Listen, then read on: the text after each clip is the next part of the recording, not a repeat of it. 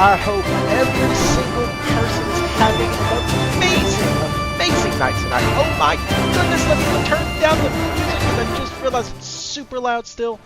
How is everybody doing? Look at the names on the screen. These are the Sleeve Monkeys. I actually have to update this list thanks to some mega gifts from Stephen Leon last week and Mark Carter coming back in and joining as a member. So we have some updates that I have to make. Didn't forget, just ran out of time. Just got done editing a video that will actually release tomorrow or tonight after the stream. I haven't quite decided yet.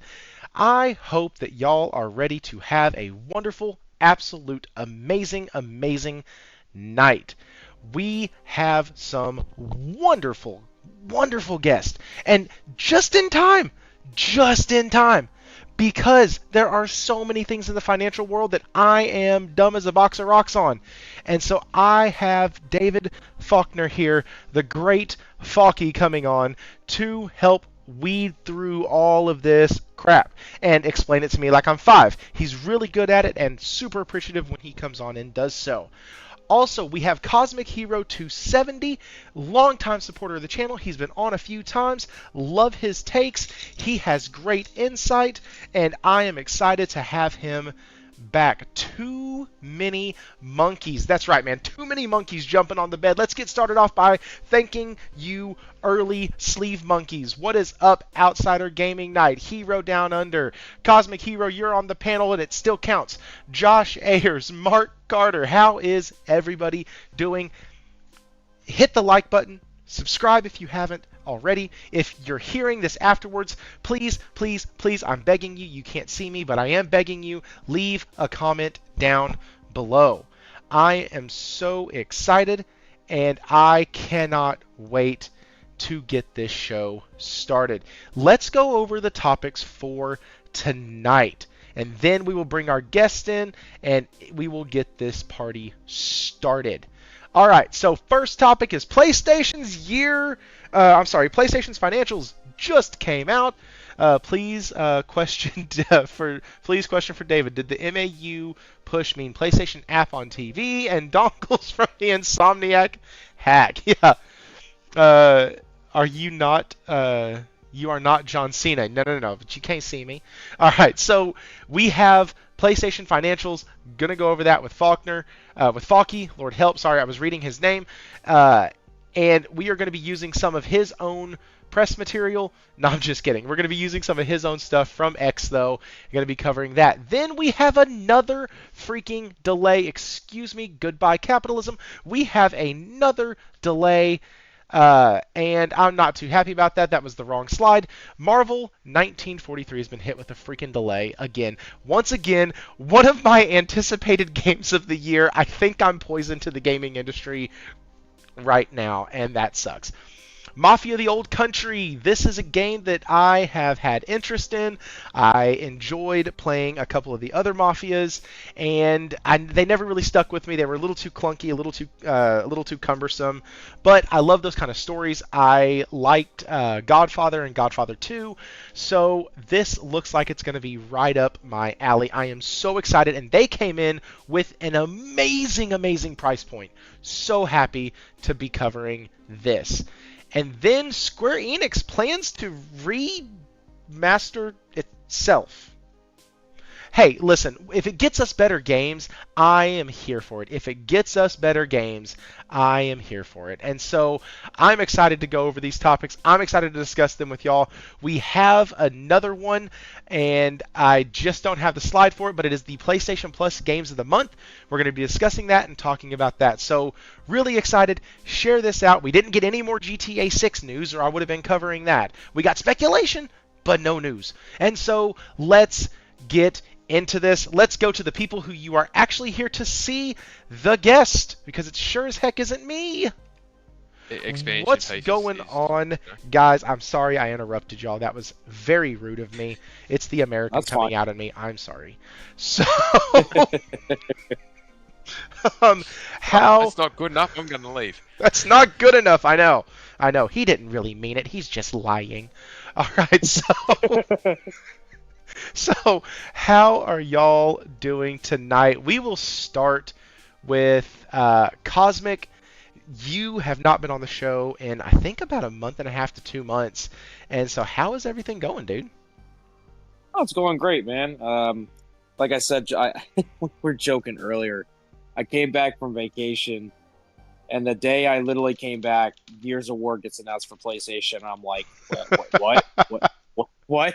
Wait a minute. What did I miss? What's You going can't on? leave anymore. That's the. I was like, I can't go anywhere without something happening. I just can't. Facts. It's like I'm cursed or something. But it's been great. I've been catching up with some gaming.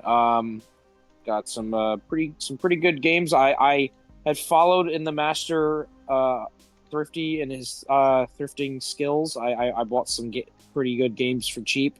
Ooh, what'd you get? So they were some titles that I missed. I never got to Persona 5 Tactics. Okay. I wanted to sit down and play that. I never got to it. There's what else did I get? Persona 5 Strikers. I didn't get to that one, so I'm gonna sit down and play through that. Let me see what else. God, there's so many freaking games that I got. It was that Godfall game from Gearbox. Enjoy the first 5 minutes, admire how pretty it is, and then just take it out and use it as a coaster. I'm just telling you, that's the depth of the game. Here's the thing. It was at GameStop. That's what we have in America here. It was like $7, so I'm like, why the fuck not? Like, it's $7. I mean, it still plays. Like, it's not broken. It's just no.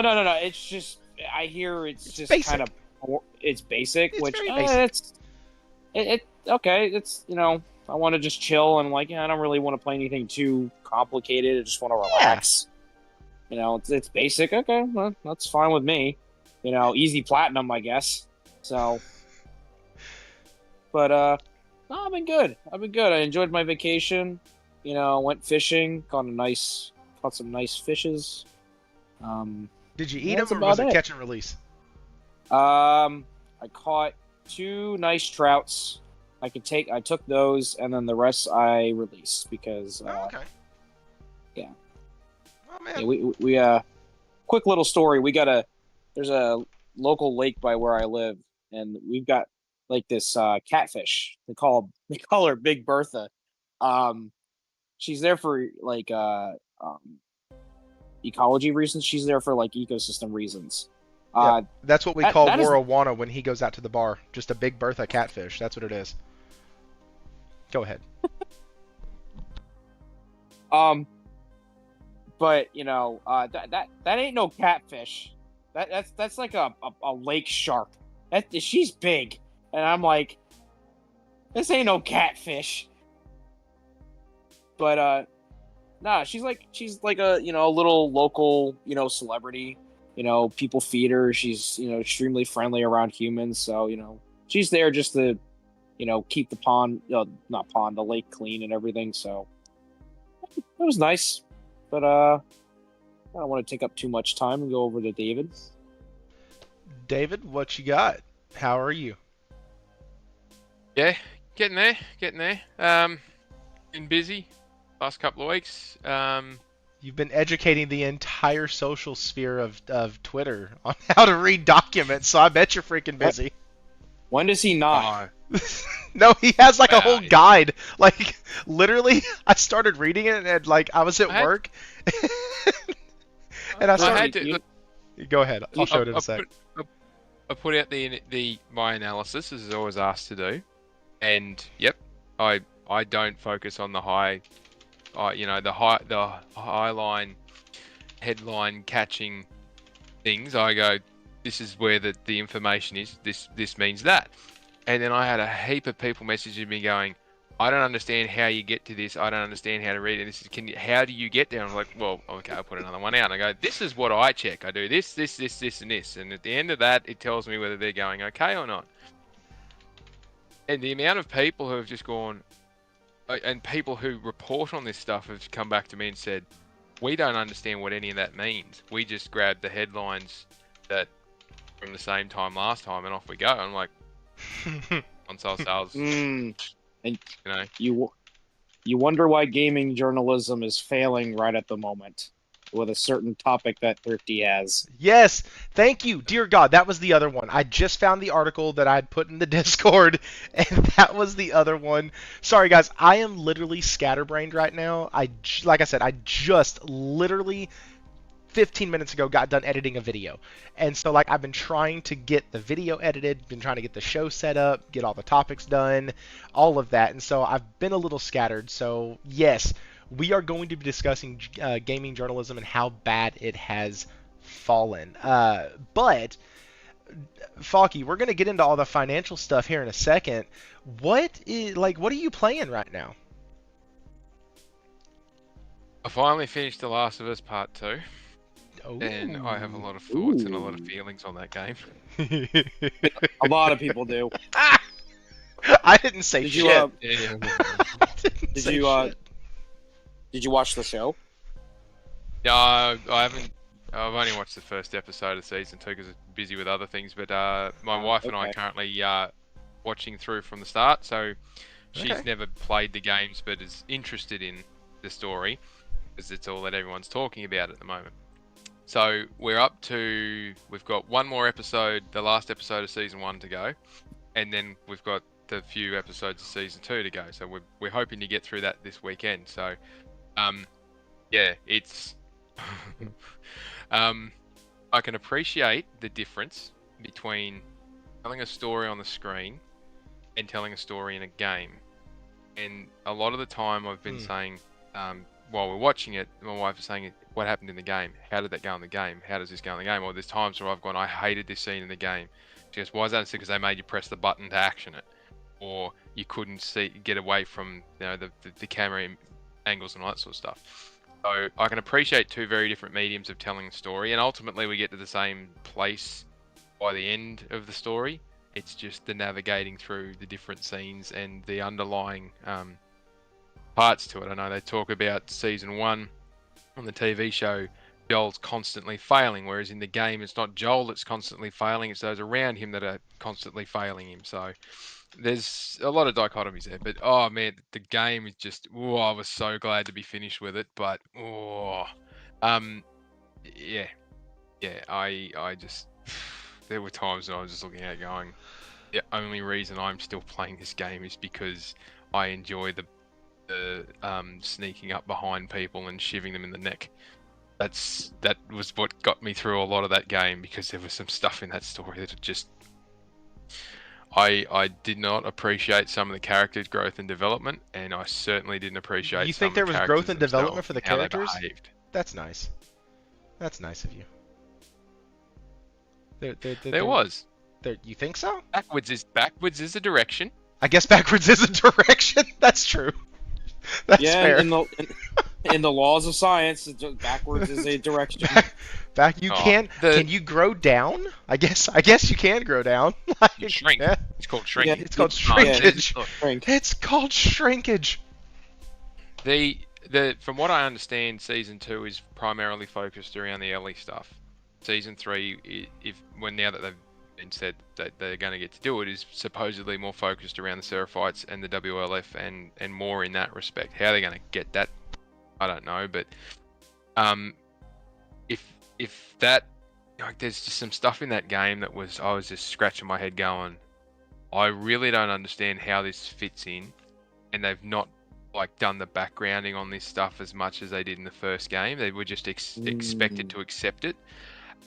And then there's other stuff which they've overcooked in the backgrounding from my perspective. I really don't understand why we spent so much time learning about this character if they're in there for all of 5 seconds and they're dead. It felt like, I know they made the game before they made the TV series, but it felt like there was some stuff from the TV series leaking in. But it might just be the other way around because of how it perceives. But anyway, finished that, got the platinum for it, and the platinum run was fun because I stuffed up the first playthrough. I just played through the game and wasn't going to do the platinum. And then I got to the end of it and I went, there's not too much in the collectibles. I'll just go back and tick these things off. It's a bit of fun. So but I couldn't do the chapter select. I had to do a new game plus run through because I needed the bits and pieces to do the upgrades. And word of warning for anyone who wants to do the platinum run but hasn't yet. And in the game, once you max out your stats and your weapons, parts and supplements stop spawning.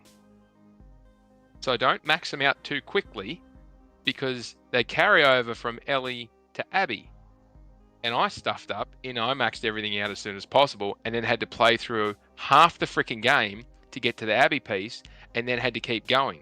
If I'd have just left it and not upgraded the weapons and upgraded the supplements to pop the trophies off, I could have just kept going all the way through, and as soon as I got to Abby, tick, tick, and we're done. But no, I didn't even know silly that. me didn't think about that. So, but I turned on the extras where you could have like one-shot kills, one-hit melee kills, infinite crafting, and all the rest of it. And instead of being super conservative in the first run through, and I was knifing and shivving everyone and trying to sneak up and take them out silently because I didn't want to waste any ammo. Second playthrough, I just shot everything loud as hell, throwing bombs, just tore it up, and I had such a blast doing that. The second playthrough was so much better than the first one because I could just skip through the storyline. So, but yeah, finished that one. Started playing like a Dragon Gaiden, the man who erased his name. So the Kiryu sort of mini story that links Yakuza 6 with Yakuza Infinite Wealth. Got about a few hours into that, and that's pretty much it in terms of the gaming stuff. Been pretty busy, so I haven't had much of a chance to do too much. But yeah, sorry to prattle on. No, you are fine. I was gonna have you prattle on some more about The Last of Us Part 2. I was gonna say, like, depending on how we want to take that conversation, I can talk about that game all day long, much to the chagrin of my audience. So let's. we don't have 5 hours to spend. We don't. It would take me all of 10 minutes. Okay, so let's go ahead and let's put the sweet strawberry over here in the corner just for a second, and let's talk about some of the easier topics tonight, some of the more light topics, some of the things that aren't going to give us a headache this early on. Let's talk about Marvel 1943 Rise of Hydra. This was a game that in June or July of last year, it was announced that it was going to be coming out in 2025. I think it was June or July. And yes. Basically, I was super excited. There wasn't an exact date given. And this was one of the games that this year I was really looking forward to. And so because of that, I had my mind set that, hey, in the winter, this is the game that I was going to get. Well.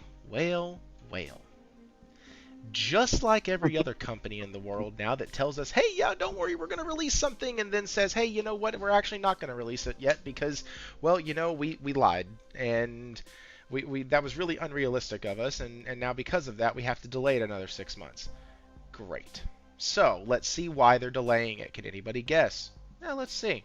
This is from Game Rant. Skydance New Media announced that it would be working on a new Marvel video game with the help of Uncharted Unhittigs, blah, blah, blah, Marvel. This is the 2022 Expo. That's when they showed it. And then at the 2024, at this time, Skydance stated that Marvel 1943 Rise of Hydra will be released at some point during 2025. Now it looks like fans are going to have to wait a little longer for Marvel 1943 Rise of Hydra. Skydance Games has announced that the game is being delayed until early 2026 at least. Now, I will be fair, that at least is added. Skydance Games has said 1943. Has said 2026, early 2026, not at least. Like, that we gotta go back in time to play the game? Right, like, yes, exactly. That was added in to give, I guess, journalistic effect. I don't fucking know. But it's not until early 2026 at least.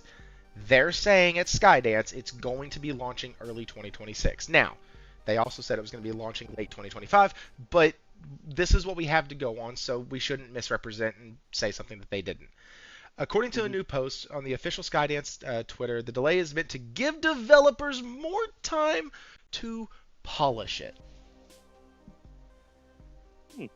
Okay. Yeah. So now, every single Graphical game, polish.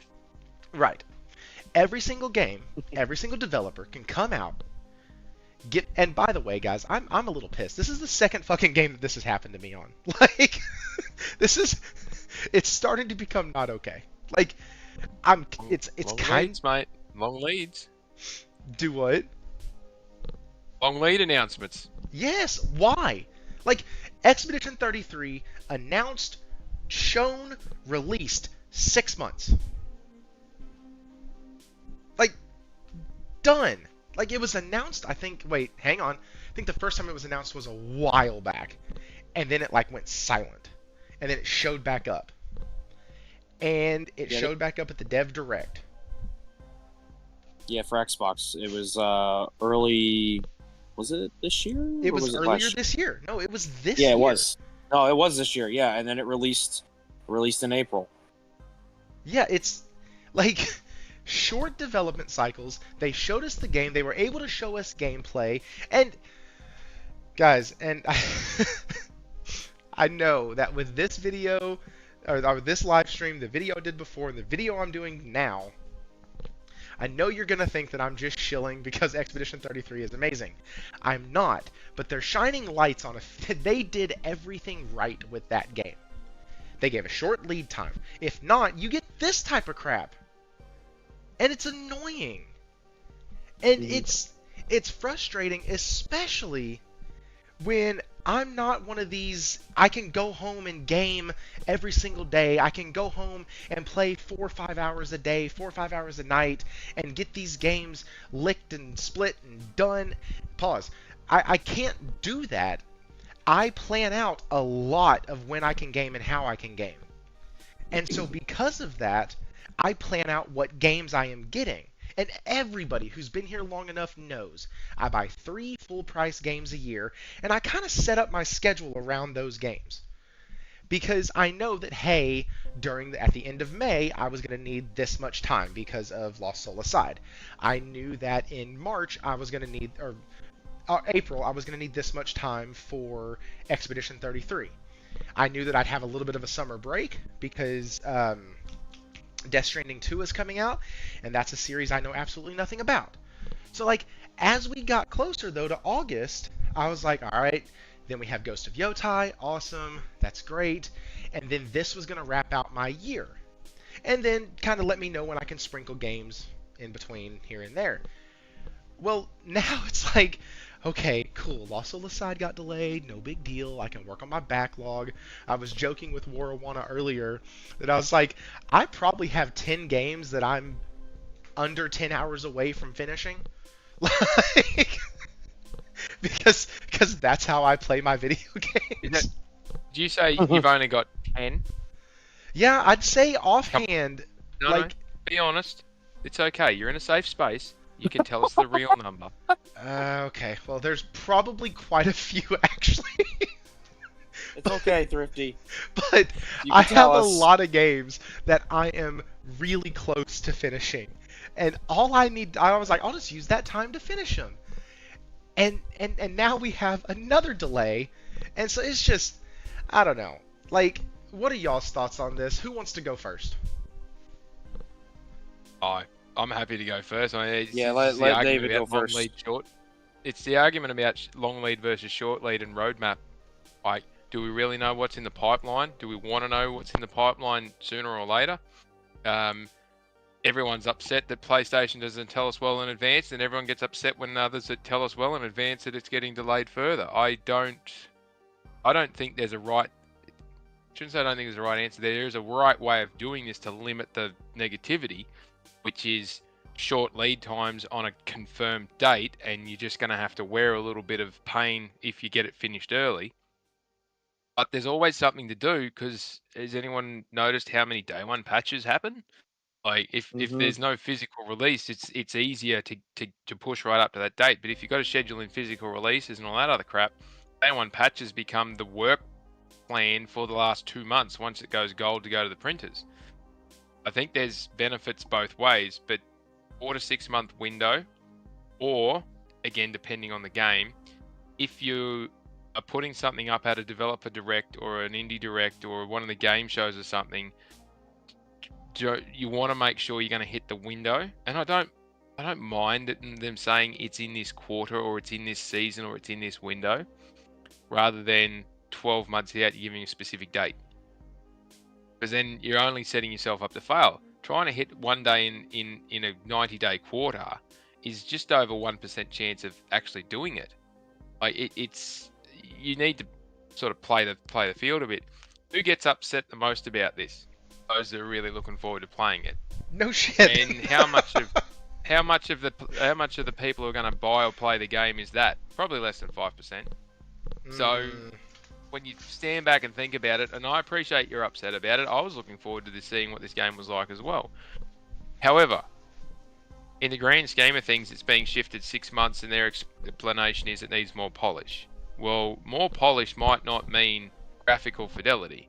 More polish might mean there is a system in this game that is still broken, and they are busting their ass to try and figure out to get it work, or they're going to pull it out and replace it with something else. We don't know because they won't tell us.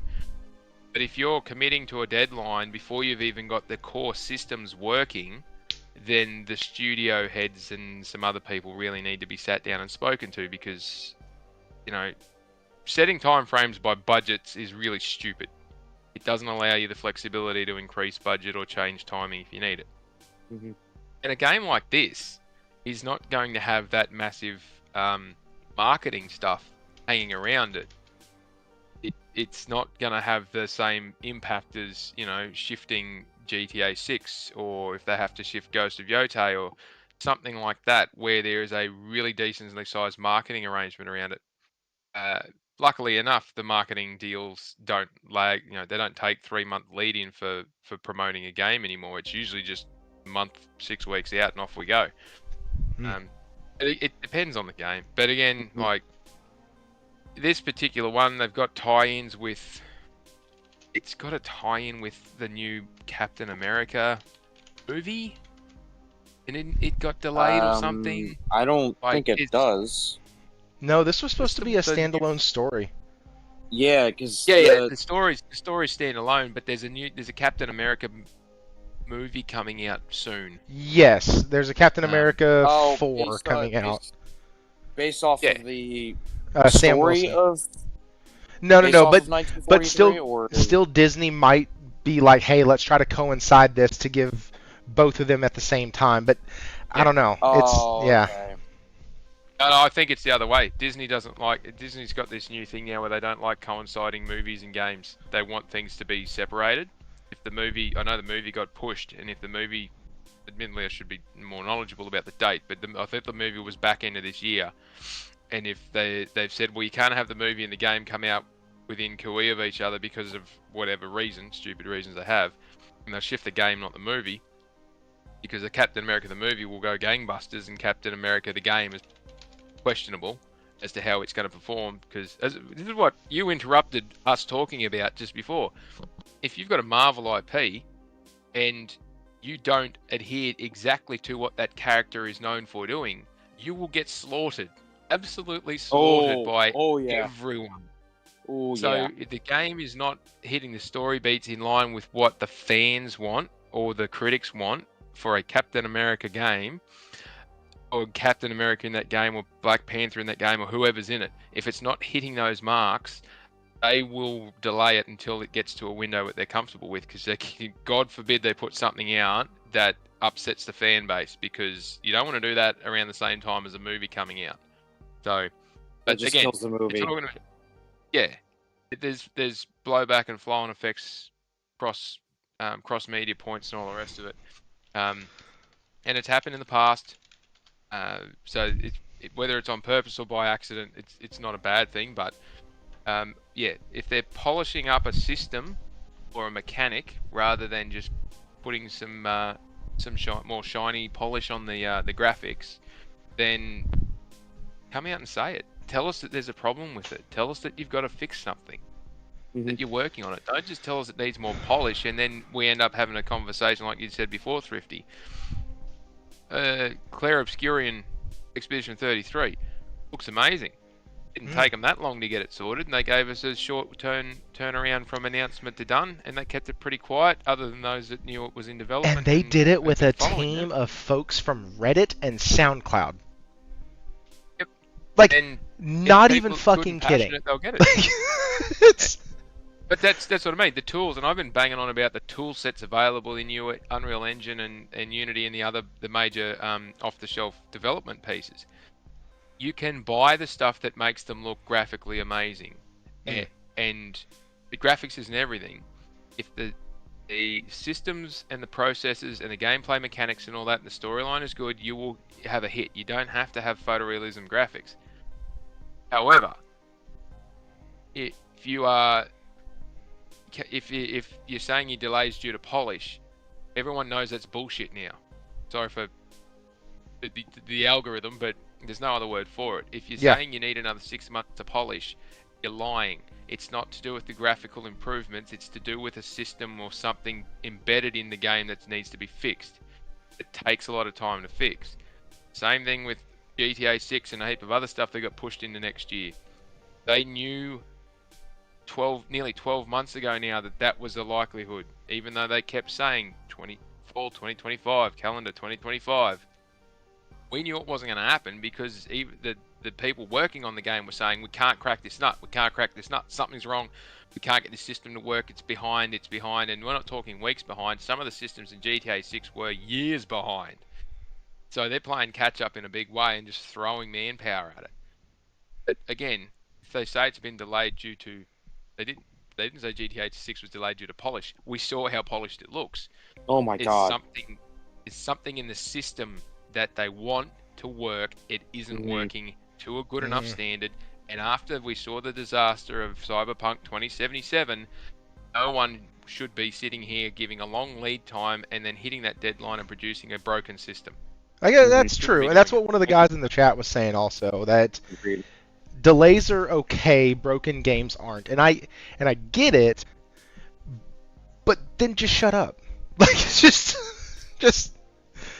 just wait. Or it could be like you were saying, maybe they were going along, thought they'd hit it, this system came up, kind of screwed up everything, and now they absolutely have to delay it because 2/3 of the game through the playtest it's crashing and it's killing it and it's not working, and then you have Jedi Survivor all over again, or like you said, Cyberpunk 2077 all over again. And so, like, I see that. It's getting it's more annoying because it's one of the major games that I was looking forward to this year than anything, and I'll be honest. That's fine.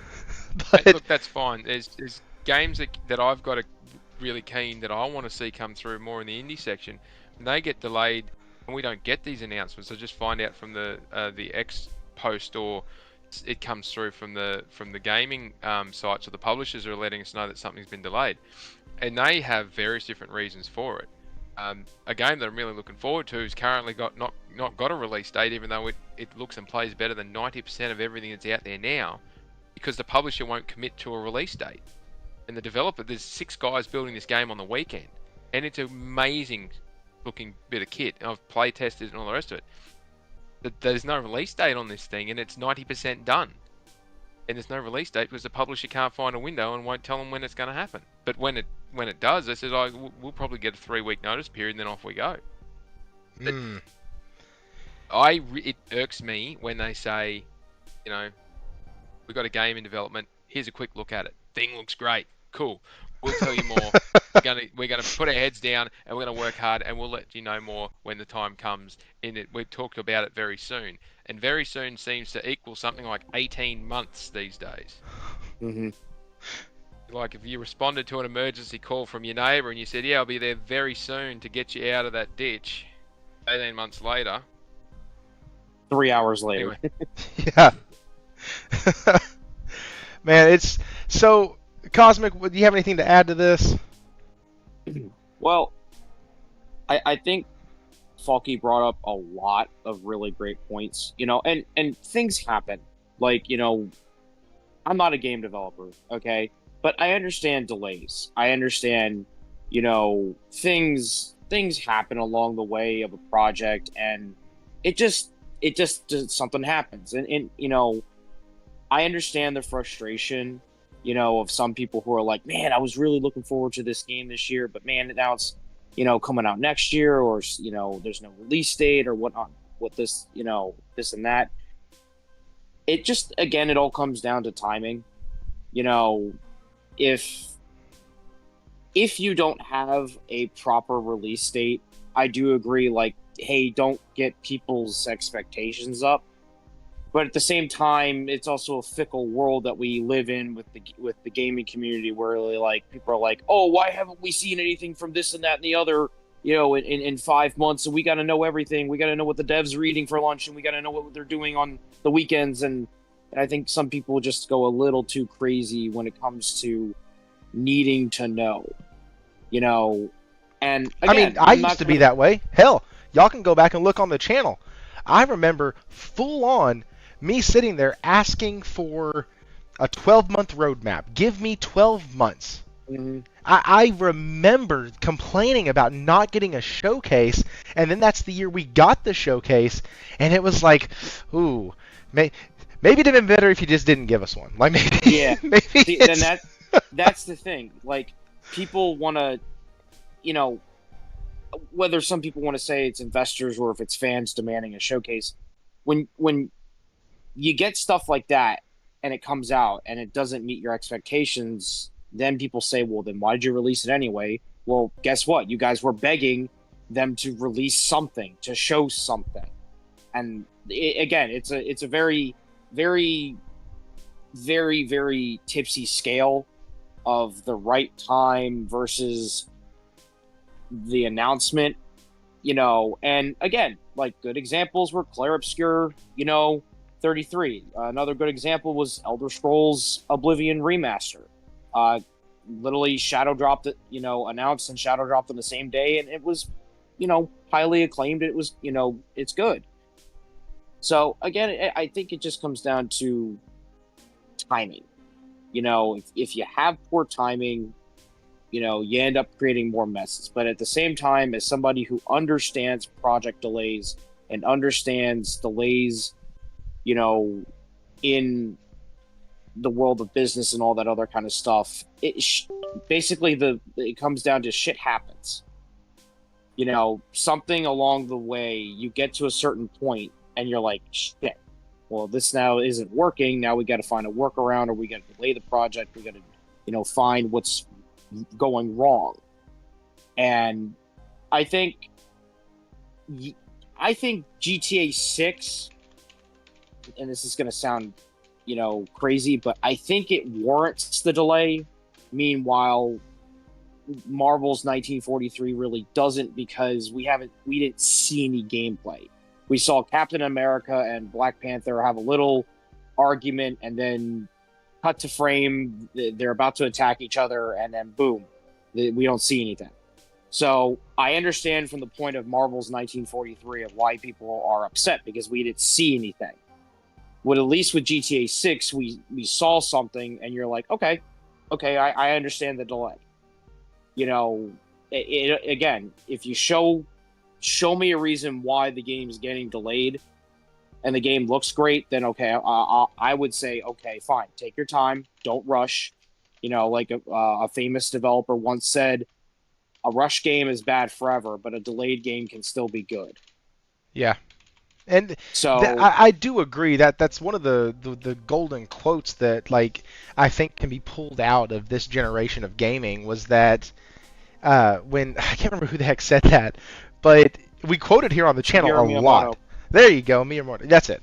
Like, it's like we quoted here a lot, and so we should probably figure out where the heck that came from.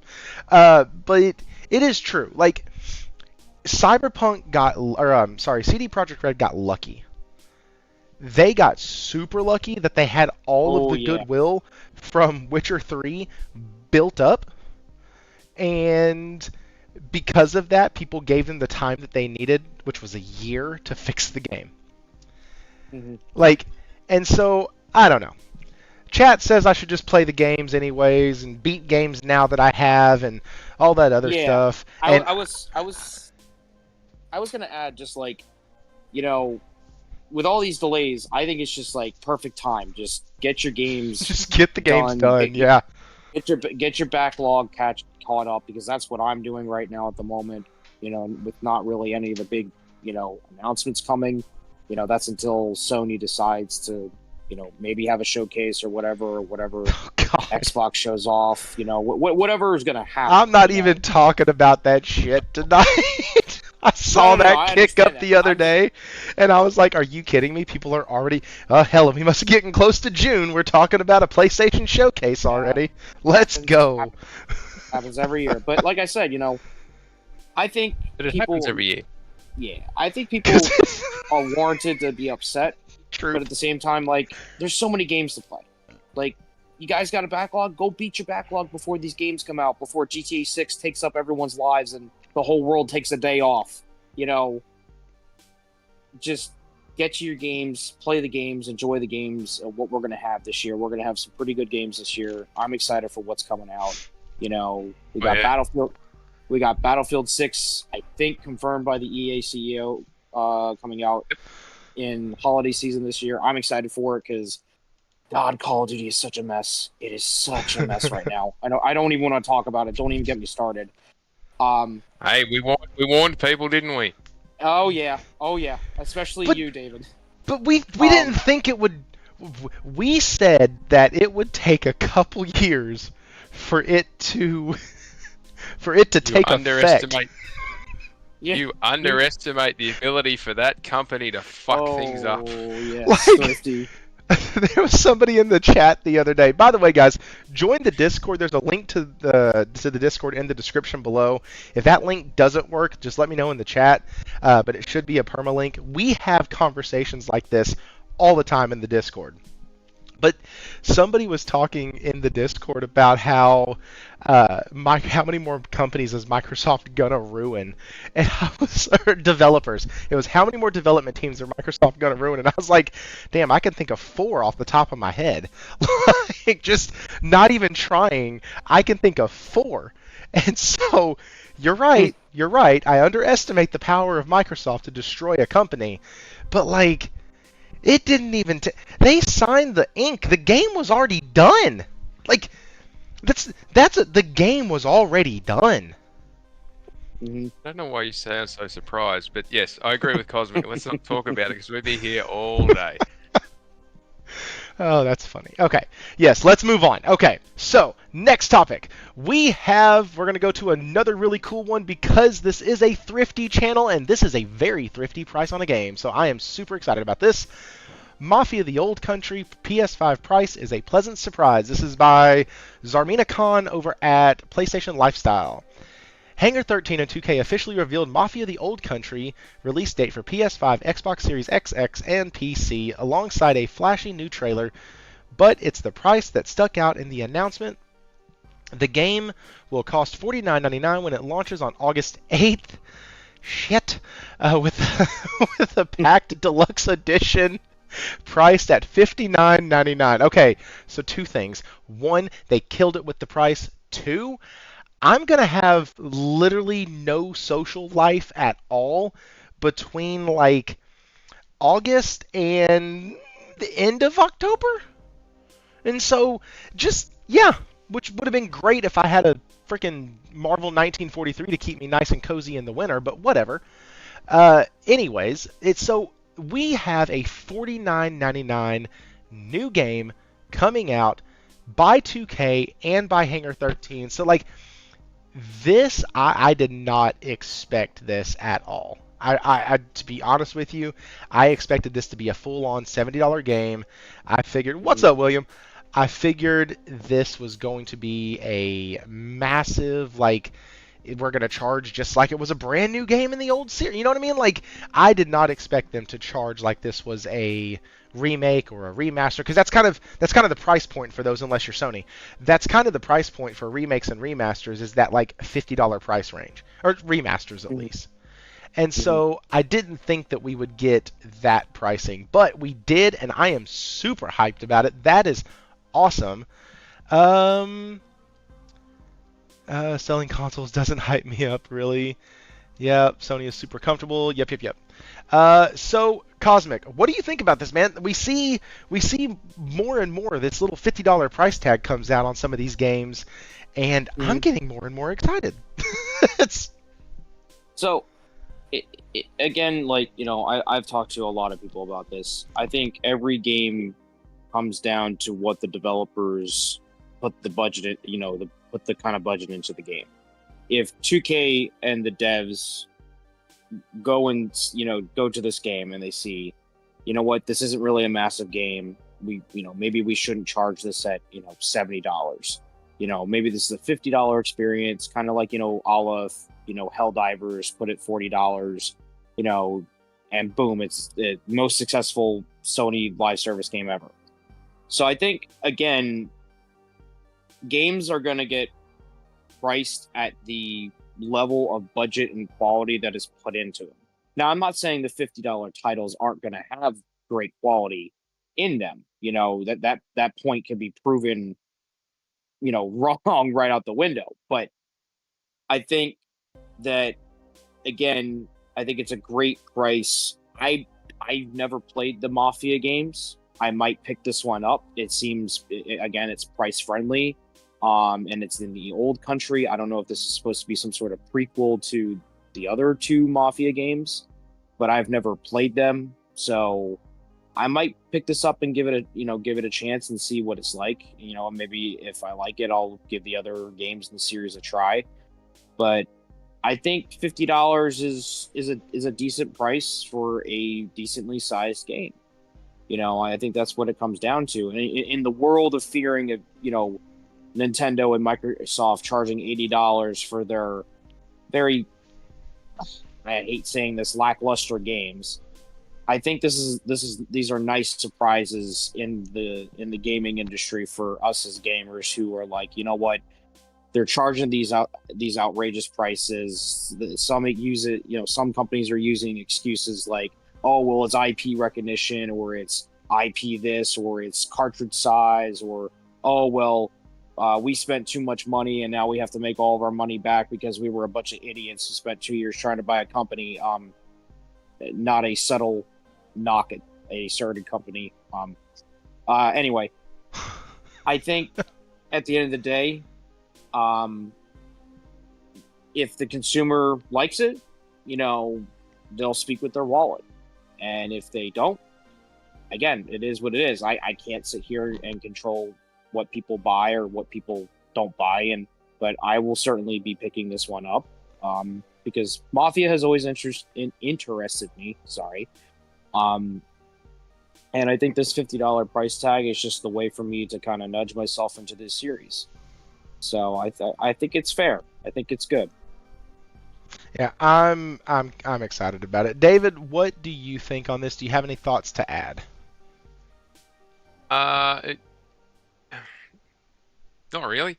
Okay. I think it's the game looks interesting.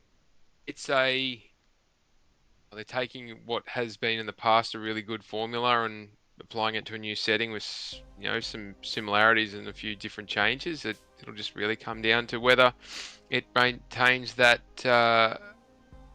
essence of what makes a good Mafia game. I'm sure it will do okay. It looks pretty intriguing. For the fans of the series, I'm very happy that they're getting another one. I'm just excited about the price.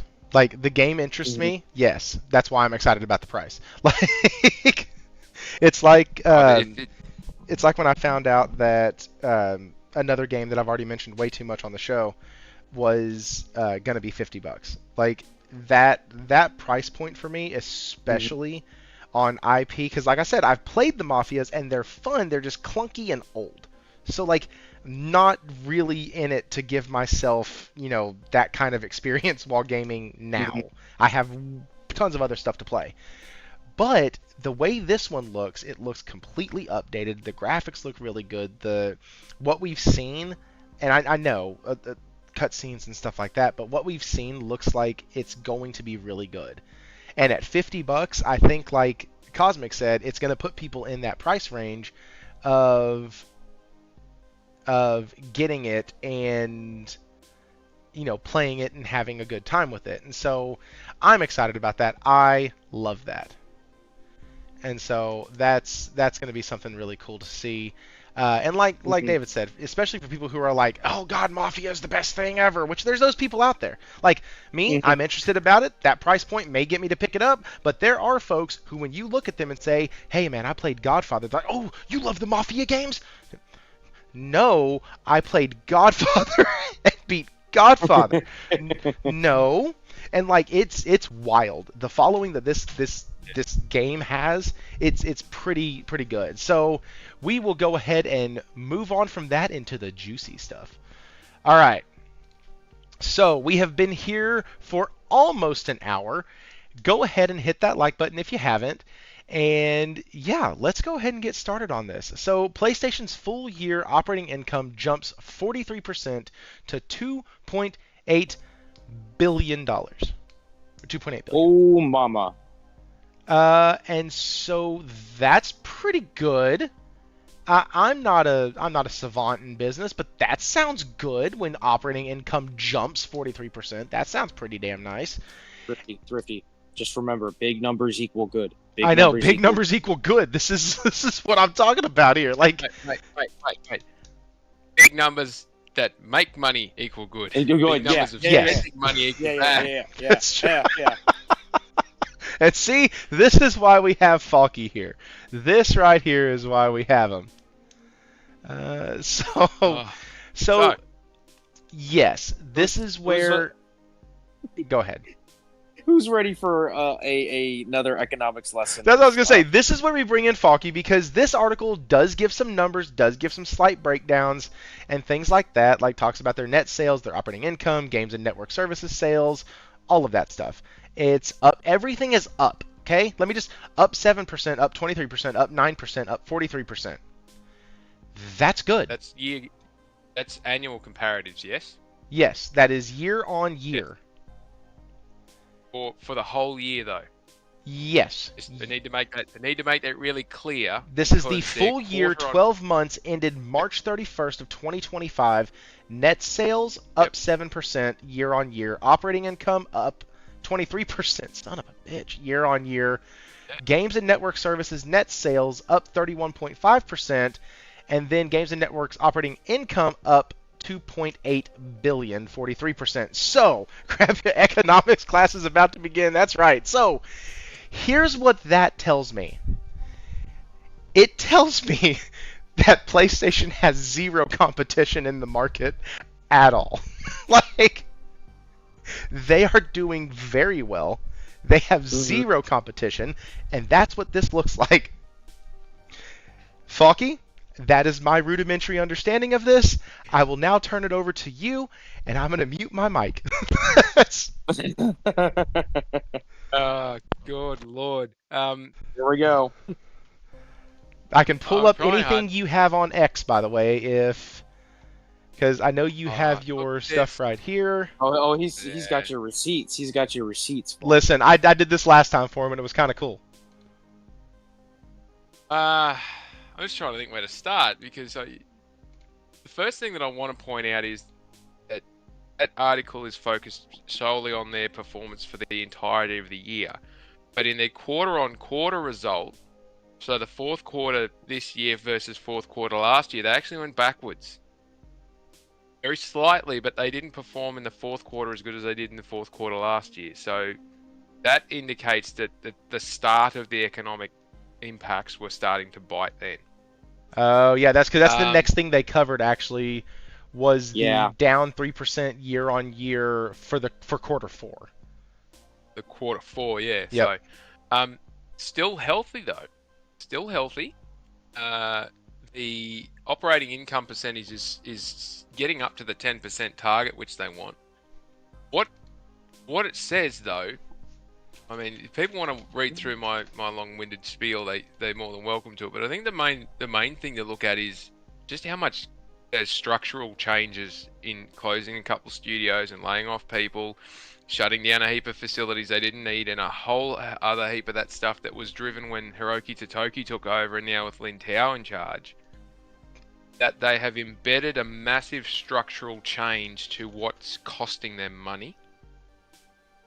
So if you look at the cash flow stuff that I was talking about, the impact of that is quite significant.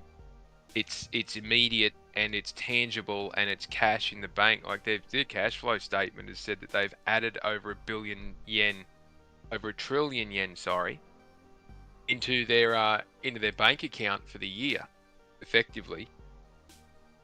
Just let me do a quick conversion here. What's that? Sorry. No, 1 billion yen. It's quite a decent. Yeah, that's like Yeah. that's only like a couple $1 million in USD, I think. What's a trillion? That's Is that 12, billion? isn't it? Hold on. 1 billion billion is yen. 9, so one. It's looks like 6 million, Six, 6.8 million. Yeah. So they've added 680. What's that? 68, 70. But it's quite a substantial number. 3, 4, 5, 6. It's $6.83 billion. They added That's a trillion a yen, lot so of money. $6.83 billion added to their bank account. So their ability to generate cash and keep it is pretty decent. Just looking at that gaming and network services for the year with the pretty orange graphs on it. Sales up 9%, FX impact is positive, operating income up 43%, massive jump. That's a massive jump, and that's mostly from the listings there. Impact of increase in sales, network services, and non-first party game software. That's from the third party game sales. And everyone carries on about PlayStation needs more first party stuff. No, they don't. First party games cost them a fortune, and it gives them no money. They make nothing out of it. Third party sales is where it's at. The forecast piece is interesting. They're saying that next year they're looking at an 8% decrease, so they're going back to consistency with 2023 financial year. Mm-hmm. But the operating income is up 16%. So again, they're indicating that all the stuff that people screamed about with the change with Bungie, with the shutdown of Fire Sprite, the Concord disaster, like the offloading and resetting of all these people, that they dumped 1,000 people out of their workforce and they reset on all these changes. They shut down all these facilities. They changed all this software stuff. All the cost-cutting measures that Totoki and Lintao and the rest of them have instigated, because operations managers love spending money and accountants love being sensible, have made a massive impact, not just in this year, but in the forecast they're expecting to have it occur as well. In the Q&A session that they had afterwards, you'll see it floating around, that they spoke about continuing the fiscal discipline and maintaining the structural changes, that they're not finished. So they're still pushing hard and they indicated this in their handout when they do the segment reviews. They're still pushing very hard to get to a point where their 10% or more operating margin continues to grow, and that they are still growing their revenue capacity by over 20%. They're aiming to have a combined rate of growth for their revenue somewhere up in the 10 to 20%, and that indicates that they're prepared to invest money back into the business that they're generating. They're not just paying it out to shareholders. So make of that what you will. Everyone complains about corporate greed, and then all they do is paying out the shareholders. But they are spending so much money back into their business, it's not funny. I don't know if you've got it up there. If you go to the cash flow commentary I was making about looking at their inventory, You can can tell me where that is on here, because there it is. Cash flow, ROIC, unit sales. Check the forecast. Do they think it will continue? Well, that was your It'll be the one that starts with the stockpiling of consoles, or the stockpiling in warehouses or something. That tweet. So remember a while ago talking about millions of units, and some clown came out and said, they've probably got 10 or 15 million units not sitting in with players. They're sitting in a warehouse somewhere. I remember you saying that. Yep. Oh, yeah. Yep. Yeah. Yep. So if you check the inventory listing for gaming and network services, it's still decreasing. Now, keeping in mind these are numbers as at the end of March, so this is before certain individual went on his tirade about tariffs and percentages and carrying on like a clown. In that respect, they have not spent money increasing production, and you can see with the unit sales have dropped off as well. They are better equipped and better forecasting how much stock they need to have to be able to sell through to the retailers, or sell into the retailers, I should say. So they've not got this huge amount of stock sitting on hand still, and it doesn't matter where it's sitting. They don't have a huge amount of stock sitting on hand because their value is still decreasing. In not keeping a massive stock on hand, they don't have to spend so much money in paying for that production. So that's helping their cash flow out as well.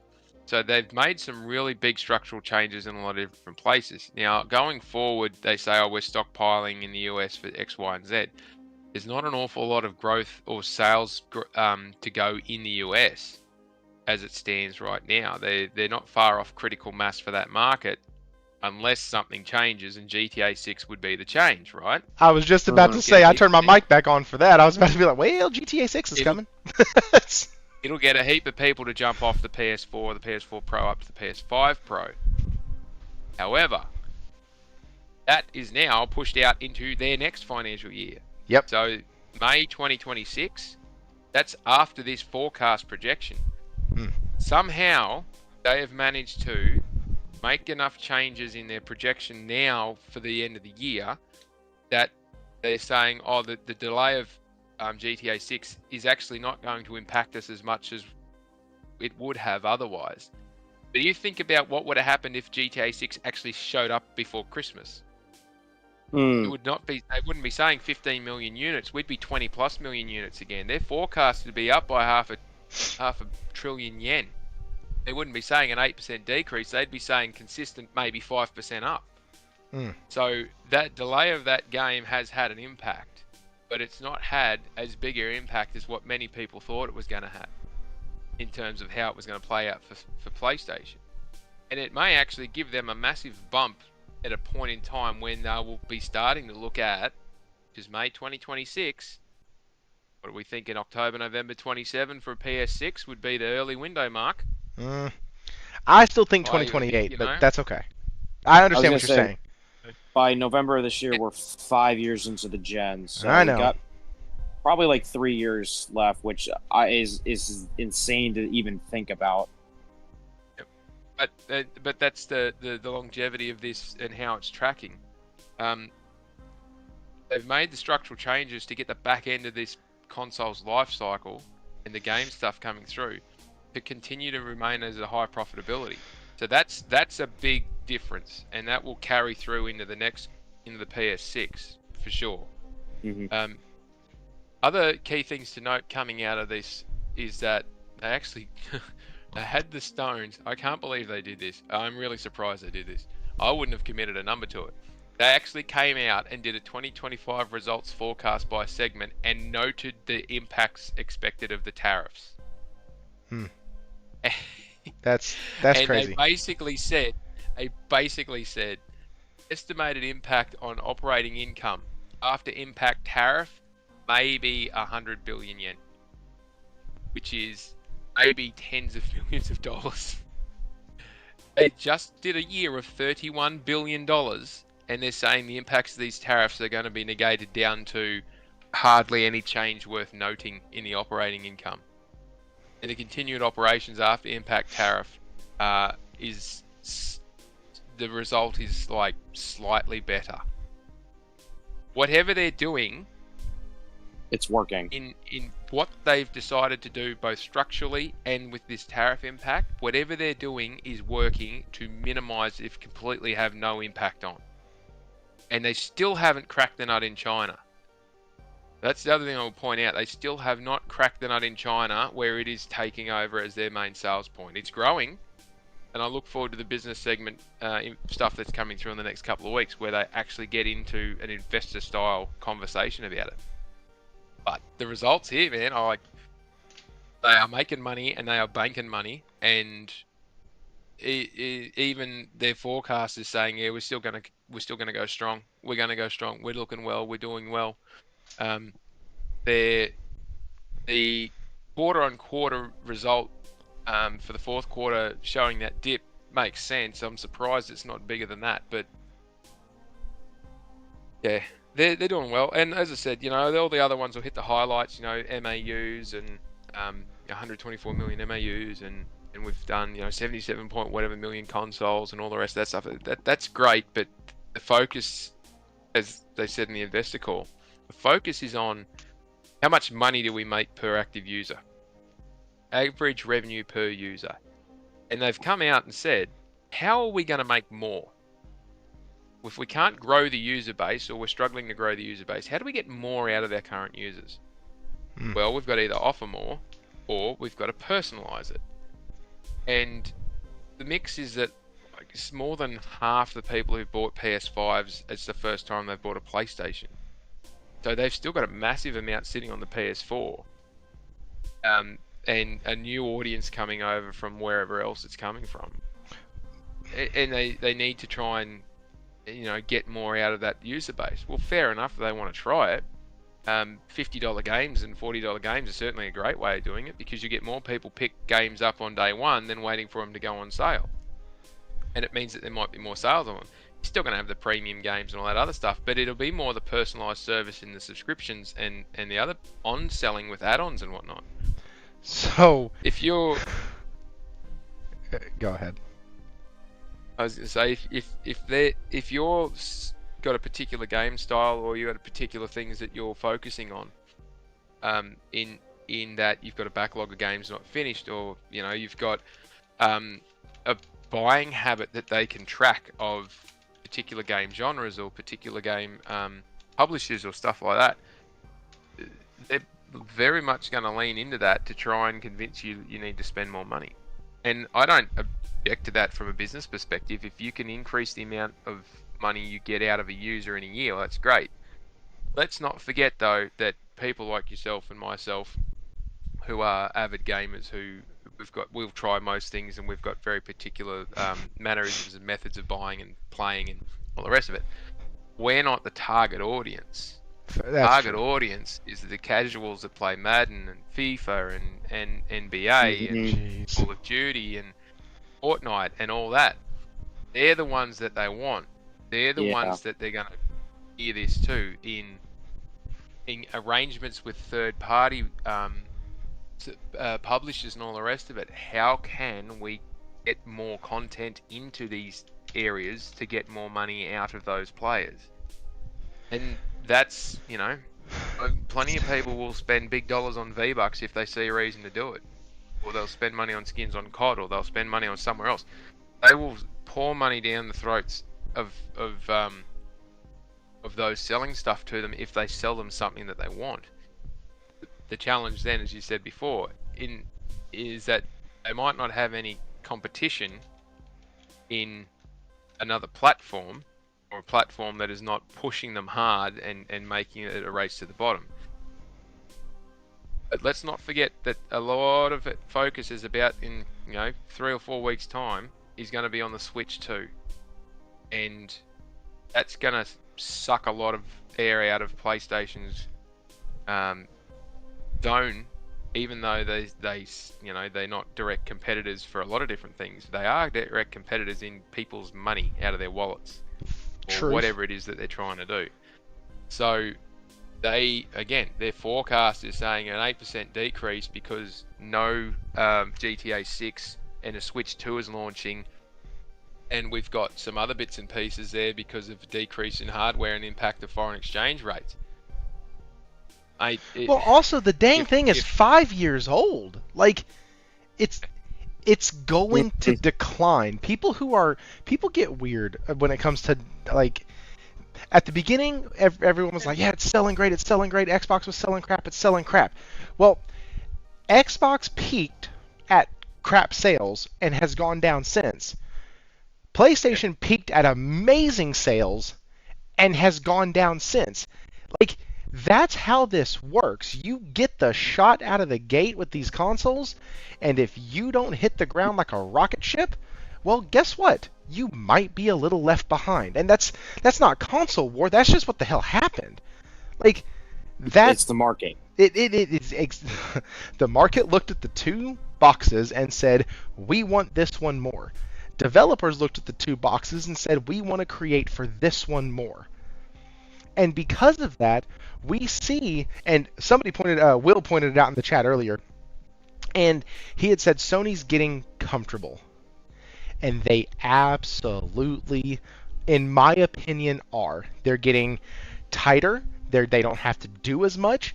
Then that helps them save money. I think that's a big way that they're restructuring, is by putting out. They've dropped their cadence, and that's okay. Like, Have they really? It feels like they have. To me, it feels like they've dropped their cadence from the PS4. Well, they only do 3 to 4 games a year at max, and they've done that since the PS3. So, have they really dropped off their cadence? Like I said, it feels like it. I could just be reading into it, but it does. Maybe they've dropped their cadence of games that I give a shit about. Maybe That's probably the maybe that's what it is. Like, go ahead. I'm just playing devil's advocate with that. Like, one. I don't see the drop off, but yeah. Well, Yeah, I was like, gonna say, because somebody's gonna either. say MLB The Show, and like, cool, I don't play that. Somebody's gonna say, well, what about the other game that came out? And I'm not using it to throw shade or anything, but like Concord. Well, those aren't my style of games either. Like, I need my God of Wars, my Spider-Mans, my Horizons, those type of games. Those are the games I want. I want the really pretty games that I can get lost in, beat them 80% of the way, and then put them down for a year, and then go back and beat them the other 20%. Like, this is what I want. and I don't know. It just feels like they haven't given that. And then, so I'm really glad that. And maybe y'all two can shed some light on this also. You had mentioned MAUs earlier, and I saw Genki's post a little bit before the show, where it like kind of broke down Lin Tao's Q&A. I misquoted that. And Yeah, right. That's what has been explained to me since then. But when I saw the MAU post, I was like, hell no. Absolutely not. And then Josh in the Discord was like, so they were talking about console sales and console sales gradually declining and how they're now starting to focus more on the MAU. And I was like, oh, okay. So we've sold almost 80 million consoles. Now we have to figure out how to keep the ones that we've sold to, because acquisition is getting less and less, which is what you had said. We got to figure out how to monetize it. Go ahead, Cosmic. I wanted to say one thing, like, and this is by far no shade. I have no disrespect to the guy, but Genki is just not a reliable source. He just is not. Like, yes, there are things that he will quote tweet news about. Like, he'll get the same news that other outlets do. But some of the things he says, you got to be careful about what he does, because unfortunately, yeah, there's been a couple he's- things. Yeah. he's just like the rest of them, and again, it all comes down, because this will go later into, the topic of journalism declining like a car off a cliff. But MAUs are important if you want to keep your players attached to the current console.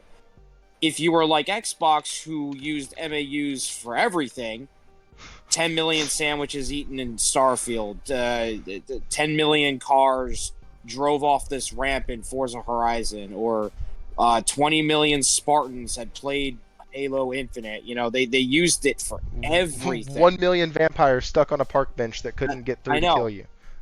Yeah, and that's the thing. People got scared. They a little bit of fear mongering there, and said, "Oh my God, they're focusing on MAUs now. Oh my God, it's Xbox. They're turning into Xbox." No, because Nintendo could come out and say the same thing, and no one would say a damn thing. They wouldn't say shit. So, what it is I think it's just people, again, like Lin Tao's comment got misinterpreted. It wasn't fully explained, and we had the proper information given to us. And I think what it all comes down to is the fact that, and this leads into like how Sony's doing so well, is I think Sony's really calculated. We can all sit here and argue, oh, well, they're getting comfortable, they're not showing this, they're not showing that. There's several games that are coming to PlayStation that I'm just enjoying. Like, I just want games coming to the platform that I like. I play a plethora of different kinds of games. And as long as I'm getting the experiences in games that I like and want, I'm happy. But I look over at the other two platforms and I see all this crap going on, and I'm like, and I see Sony doing so well, I'm like, well, yeah, like they're calculated. You've got some of these people playing checkers and PlayStation's playing 4D chess with themselves. With themselves. Yeah, it's, and it all goes into like recent reports of them having a huge, I don't know what it was. It wasn't advertisement. It was collaboration with Bandai Namco. They're jumping, partnership up with them massively. I expect them to do them. I expect them to do that for all of the Japanese companies out there. Because I think, and people may look at me like I've got four heads, but like, I think Sony does care about keeping the essence of the Japanese companies and helping them and investing in them, heavily. And I think it pays out for them. It really, really does pay out for them, and I think all in all, they beat their quota. They were supposed to sell 18 million units. They sold 18.5 million. So they went over 500,000 units of their sales, of their goal that they had. So they're doing extremely well for what the circumstances are right now. A lot of uncertainty, a lot of people not knowing what's going to happen, this, that, and the other. They are really calculated. I think and you can correct me if I'm wrong, I believe I read a report somewhere that they had like 4 different areas that they manufacture the consoles, I believe. I don't know if Faulkie has that information or not. What bit was that?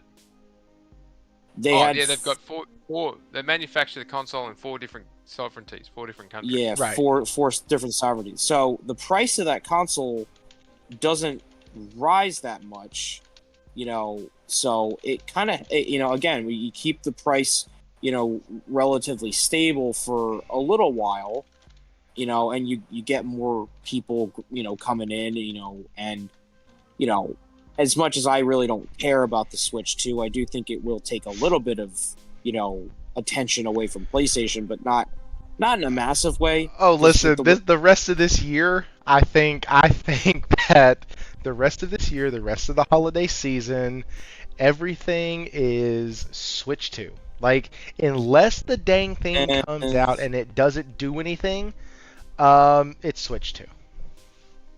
I see, this is where we disagree here. It's sold out in less than a couple hours. It's gone. Yeah, you can't get it. But that could have been scalpers. That could have been, because as soon as I saw that, I went to eBay and there were already people selling this thing well above twice its price.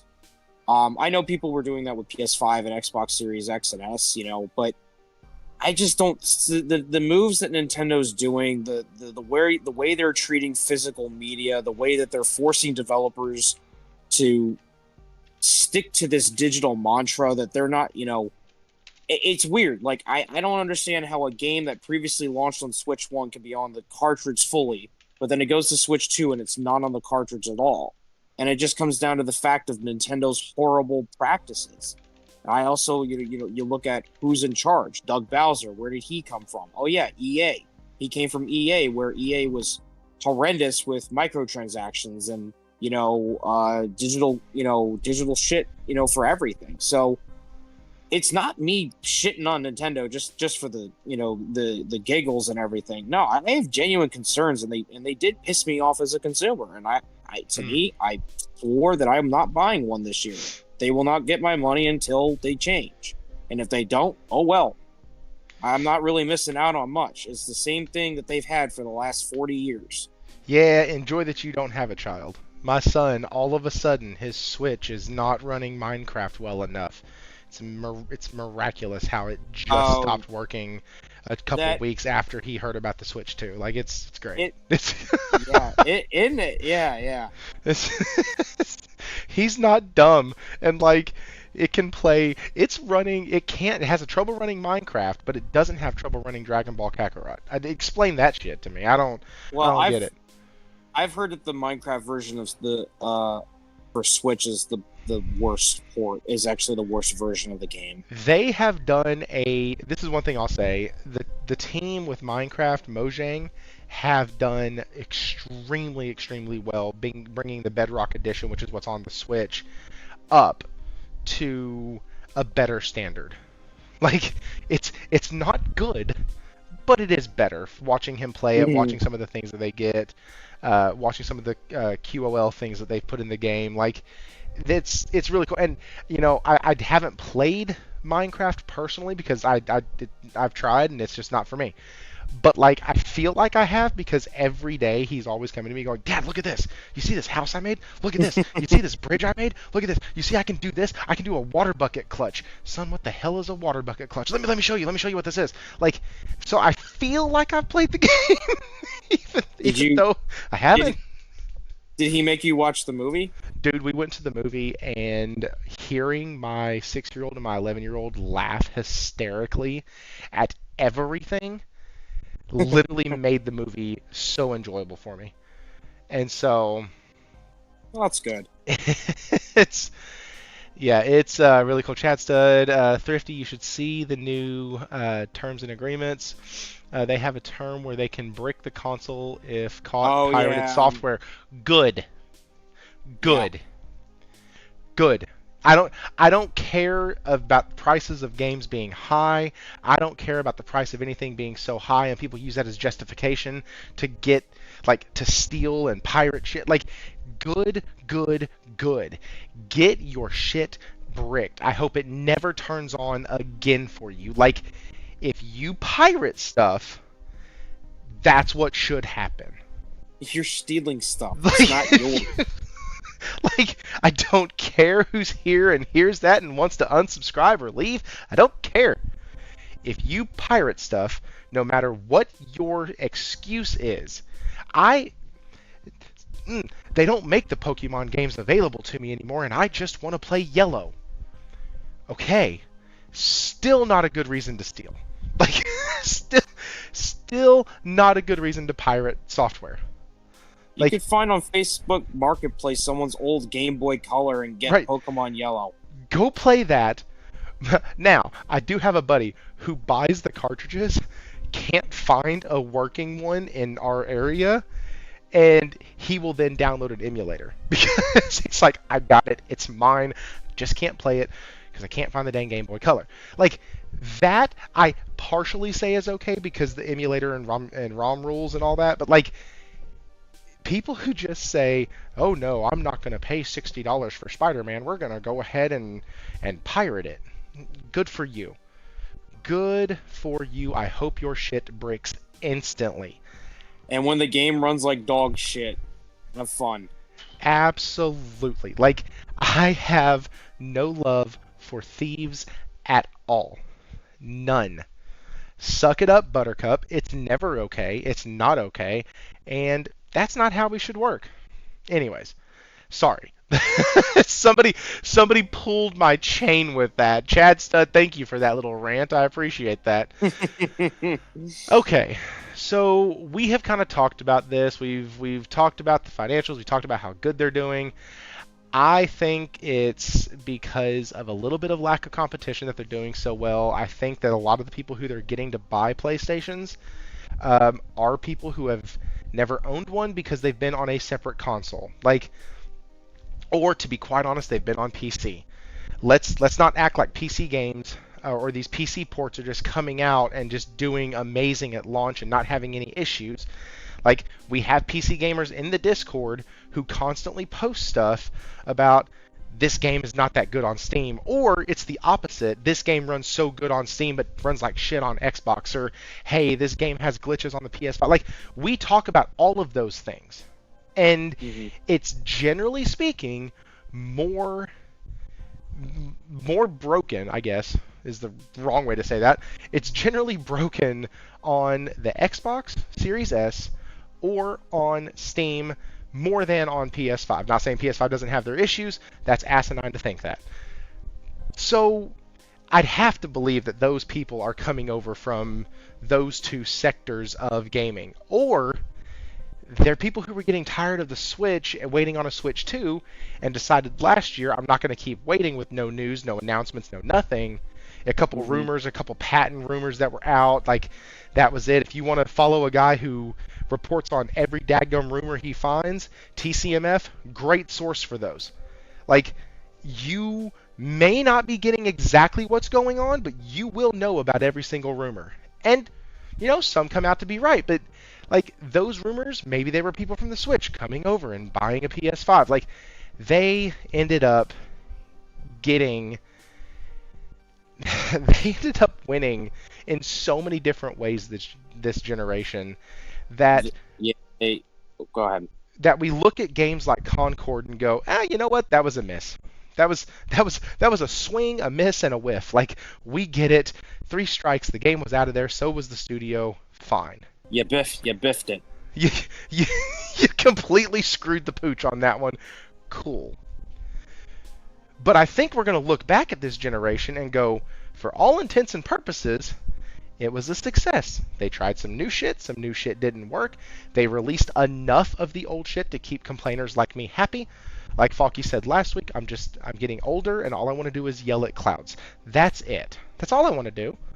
And so, if they can keep my curmudgeon ass happy, then they can do it for other people. So, I want to see how this next year plays out, how this financial year plays out, and I damn sure want to see how GTA 6 hits. Josh, that is absolutely right. You miss all the shots you don't take. William, Twisted Sin, yep, I buy my games on Steam. The only time I really pirate is when a game I can't buy anywhere due to licensing issues. Example, No One Lives Forever 1 and 2. Nintendo has never been a specs powerhouse. Twisted Sin, if they bring back the older series, and that's fine with me. I think it's overstepping the lines. I mean, they say you technically don't own your games, so if you don't own your games, is it really pirating? Yes, it is. Oh, go ahead. So I want to weigh in on this, and it's probably going to be an unpopular, and kick me out if you don't like what I'm about to say. I'll never kick you out. I just won't agree with you. That's fine. I have a moral objection to any form of pirating, mainly because no one has the right to take somebody else's work and replicate it and claim it as their own, nor does anyone have the right to take somebody else's work and not remunerate them for it. But it gets into a really grey area when you don't know who owns the damn thing. Mm-hmm. A lot of publishers own the games and they just pay people to build them for them. So if you pirate a game and you take it from the publisher, who are you actually stealing from? The developers. Well, you're stealing from the developers getting paid. You're stealing from people that have worked their ass off to produce these things and not get necessarily paid a decent amount to do it, a lot of the time under really heavy duress, because they're working on something that they believe in night and day, and it's stupid hours with stupid requirements and deadlines that don't make any sense. So when people say, I don't want to pay for it, so I'm just going to take it, well, that's basically saying to the people who built it, not the people who own it, but the people who built it, I don't value you at all. I don't value what you've done at all, and I'm just going to take it. And it doesn't matter if I enjoy it or not, I'm just going to take it. And it really irks me when people say, this new game's been released, it's been cracked in like 30 minutes and people can just have it and take it. Like, why would you invest your time and energy to be so disrespectful to people? And it's not one or two people, and you're not hurting the CEO. You're not hurting the big corporation. I don't give a rat's ass about it. You're hurting the people who suddenly their game didn't perform in the sales numbers and they're out of a job. So when they say pirating doesn't hurt anyone, no, that's completely incorrect. Pirating hurts a lot more people that can't afford to be hurt. If you don't like the price of a game, wait for it to go on sale. They go on sale 3 to 6 months after release. It's not like you got to wait for them to get into the bargain bin now. But in certain circumstances, you know, as Thrifty said before, he just wants to play an old Pokemon game. Can't get your hands on the console or the Game Boy, or you can't get your hands on the game itself, whatnot. Well, there are ways and means of being able to play that game. However, that's not the same as you know, that's an old retro game where the access is difficult, and it's not going to be on one of these new consoles that can be bricked. Because if it is, it's not going to be a pirated version that's there. That's true.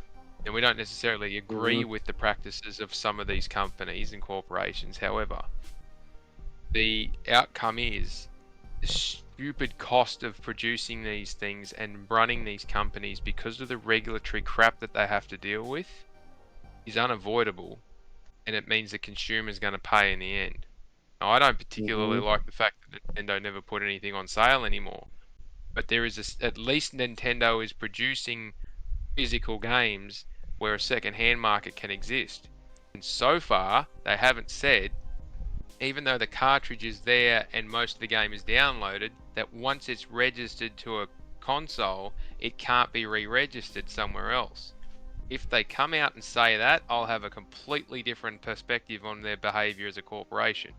But as it stands right now, at least you can still trade the damn things.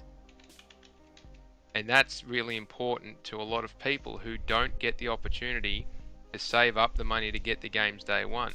At least there's still places around where you can get a brand new game that's been out for a couple of weeks because someone bought it, someone's played it, they've finished it, and they've traded it in for the next one while the value's still high. And you can get it 15, 20 bucks cheaper because it's second hand.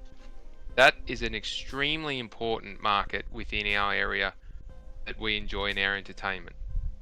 If that was to dry up because a corporation decided to do something different, then I'd have a very different perspective on what the subject is here around piracy and all the rest of it. But as it stands, taking something because you don't agree with how much you've got to pay for it to try and hurt the corporation just goes straight through to the people who put their blood, sweat and tears into that game. And if you think that piracy is a great idea to get a corporation to change its tactics and its behavior and its pricing, you're deluded. They won't. They will do exactly what I just said. They will take physical, they will make it single register only, or they'll go completely digital. And that is the easier option than trying to change their pricing models. And then we're left. And then we're left with nothing. We're left with nothing at that point. You have no choice. Exactly right. Because the attitude of, well, I can just take it because I want to, or I can. You know, it's not justifiable. You know, it'd be like me if I walk into the local grocery store, just took a whole bunch of food and walked out, not paying for it. And I'm saying, oh, well, I didn't really hurt anybody. I didn't like, well, no, I did. I hurt the people, the families that need food, and, you know, the local store that needs, you know, money because they need money to run. That's how businesses have, you know, worked since ever since the inception of businesses. So the idea that people can just say, well, I don't really agree with this, so I'm just gonna, you know, jailbreak the console and just, you know, steal everything. I'm like, well, have fun with that when your console gets bricked. But now that's part of a yeah, facts. That's part of a bigger problem though, and it's when people start thinking that we have something called objective morality, right? Or subjective morality. There we go. Where you can look at anything, and like you said in your analogy, I can go into a store, buy the food, and it doesn't hurt anybody. In the grand scheme of things, you are absolutely 100% correct in that statement. It doesn't hurt a single soul. Walmart is not going to miss $20 worth of groceries or a $40 video game that you stole off the shelf or any. They're just going to write it off, and it doesn't matter. They're going to open their doors the next day, and it's fine. So why don't we steal?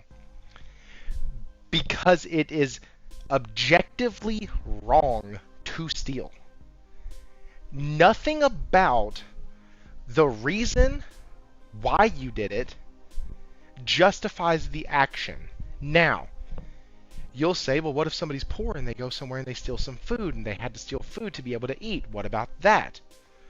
Well, then you look at that, and even that is not a reason to break the law. That is lawfully and morally wrong to steal. It just is. It's the reason, to be honest, it's the reason why I wasn't allowed to play the GTA games when I was a kid. Because there was theft, shooting, violence, all the things that are morally wrong were in that game. Yep. So I wasn't allowed to play them. And so when we stop thinking in the terms of moral right and moral wrong, then we start getting into this gray area where we can try to justify every single one of our freaking actions because there's always a loophole. There's always a reason. I've said it many, many times at my church. People will try to justify their bad actions, and we're really good at that. Like, if we want to make a bad decision, like financial decision, life decision, minor decision, if we want to make a bad decision, we will find so many flippin' ways to justify that decision. We'll call 2 or 3 friends. One will give us one answer. One will give us another. And we're like, man, I don't like those answers. I know. I'll call Billy Bob down the road. That dude thinks just like I do. I'll get the right answer from him, and then I'll feel justified. Like, we do this crap all the freaking time. And honestly, it's a bit annoying. Like, oh yeah. Just because you can try to justify your actions doesn't mean, like, I don't even like speeding, to be quite honest with you, because if logically I'm gonna be not okay with breaking one law, I need to be not okay with breaking all laws. That's where my mind works. I take everything to its logical conclusion. Like, that's as far as that goes. And so, like, it's just, it's weird the way certain people's brains work, where they're like, I can pick and choose what rules and what laws that I want to break or I want to follow, and they do that, and they're like, yeah, no, man, I can just do what I want, or whatever. Like, they have this aura about them that's like, I can just do whatever I please when I please because, quote, it doesn't hurt anybody. Like, if your baseline for all of your actions are what it does to other people, you have a very, very shitty existence. And you're constantly looking over your shoulder trying to justify your actions with the reactions of other people. That's Agreed. not okay. Anyways, that's not gaming anymore. We went to Thrifty's Corner over here and had our little... Thrifty took us to church. Once every couple weeks, we like to dive into either psychotherapy or, biblical lessons without quoting the Bible. So, like, here you go. Let's just keep going. All right. So, Thrifty's like, where did it all begin? Go ahead, Faulkie. What's up, man? It's a divergent into a different realm, so to speak, of conversation, but it does relate back to the original point and how we got there. If you just go and take it, you're not hurting the company. You're looking at Sony's financials. Great example. The thing is absolutely going gangbusters. You go and pinch something from them, they don't even shit. They don't care. But someone's going to get laid off at the end of the day if the thing doesn't perform. And that's where it has an impact. So, yeah. Josh Ayers said Thrifty's existential corner. I need a thumbnail for that for when we get there. It's quite often. It's just Thrifty in the corner in a fetal position. Man, because here's the deal. Like, most people who are my age, I'm almost 39. I turned 39 in 6 days. And so I'm getting close. I'm getting up there in age. The time in my life right now is super, super precious. If I try to spend my life justifying my actions to the reactions of other people, oh my goodness, do you know what that does to your mental? I don't have time or brain space to give a flying rat's rear end what anybody else thinks and what anybody else says is or is not okay. Like, I'm so far beyond that just because I don't have time for it. Like, it's not that I'm just like this great person that's like, I don't care what people think. No, I do. I just don't have time to care what people think. It's literally, it's just the season we're in. Like, every weekend, my kids have something, my wife has something, the church has something. Like, we're just busy. And so, like, you got to cut something out, and that something is other people's voices telling you this or that, or this is okay because I can do it. No, it's not, and I don't have to listen to you anymore. You get to be quiet. Like, and I don't have to waste my time. And so, anyways, speaking of not wasting time, Square Enix for the past couple years, I feel, has been wasting a crap ton of time. Things people say when they're insecure about their gameplay time. Shut up, Laura. That's funny. So we're gonna save the journo one for last because I think this one will be really quick. I know I've beat this dead horse. There's a video up on it. You can watch that after the stream now. This was kind of an answer or an addition to the video, so I wanted to at least have the video up as fast as I could because this dropped today. And it says Square Enix reveals its plans to reboot or remake or remaster, whatever, the company over the next 3 years. And so, wow.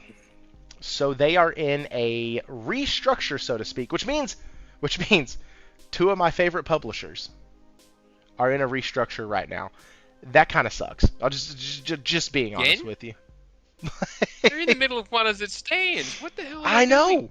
I know. They're rebooting the reboot of the reboot. And listen to what it's called. It's called Square Enix Reboots and Awakens, the medium-term plan that will unfold over the next 3 years. Like, oh, that's fucking hilarious. What? And then, I shouldn't laugh. It's laugh to keep from crying.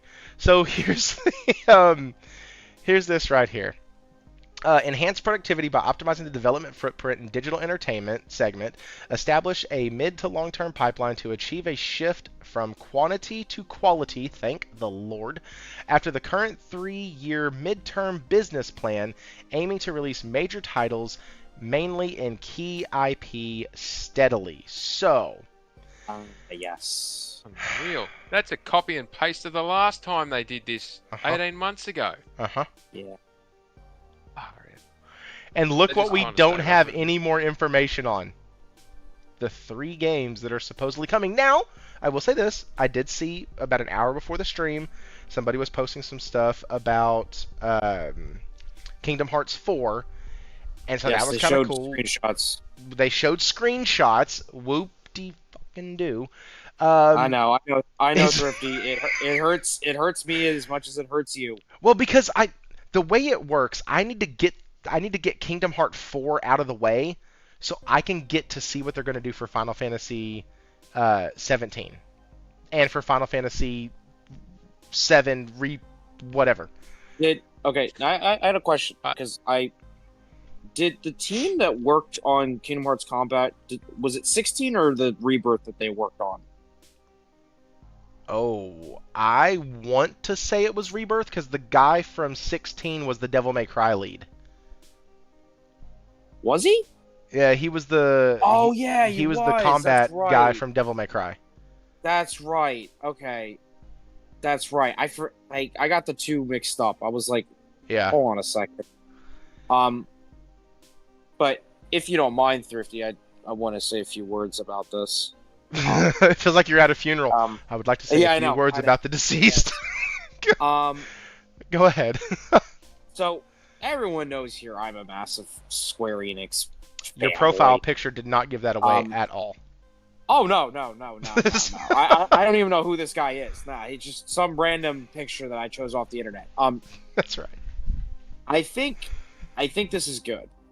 I think them basically I know they said this last year, but them reiterating it again, it's almost like, okay, they're telling you that they're going to do this and that they have a plan and that they're going to change. And as a Square Enix fan, I am happy about this, because I am of a fan that believes that not everything they put out is utter garbage and that everything should go back to the way it was back in, 1997.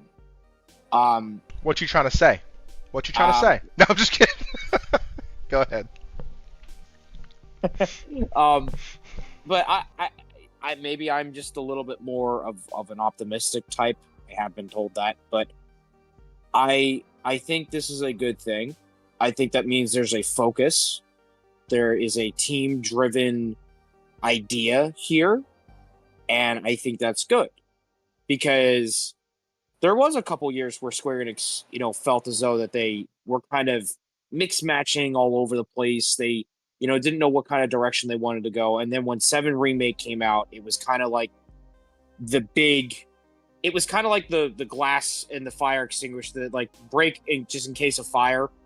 They broke that glass, and that the realization came back to them, and yes, there were some Square games that I will admit didn't do well, like Forspoken, Valkyrie Elysium, which I personally liked. I liked Valkyrie. It was just the combat from Final Fantasy 16 in a game with worse graphics. That's all it was. Yeah. I didn't mind the game. Perfectly fine little game, not bad. But they have other games like Visions of Mana, which I'm about to play because I didn't get a chance to play it, so I have my copy coming in the mail soon. I played the demo, loved it, thought it was fantastic, and the fact that the guy who was like I think the lead director, he left the studio because NetEase is a very shitty company. I'll just leave it at that. He left and he brought a whole bunch of people over from that studio to come to Square Enix. So I think that's good too. I'm glad that Square Enix opened the doors for them. But I think this is really good for a medium, possibly long-term plan. There's a goal here. I like the fact that there's a goal. I like the fact that they want to focus on quality over quantity. I like that. I like that a lot. And it's just not Square. We've been seeing it with a lot of publishers. We've been seeing it with Sony. We've been seeing it with, Nintendo. We've been seeing it with EA, Ubisoft, even though Ubisoft is going to have like 60 million freaking Assassin's Creed games come out in the next 5 years. I don't know if you saw that report.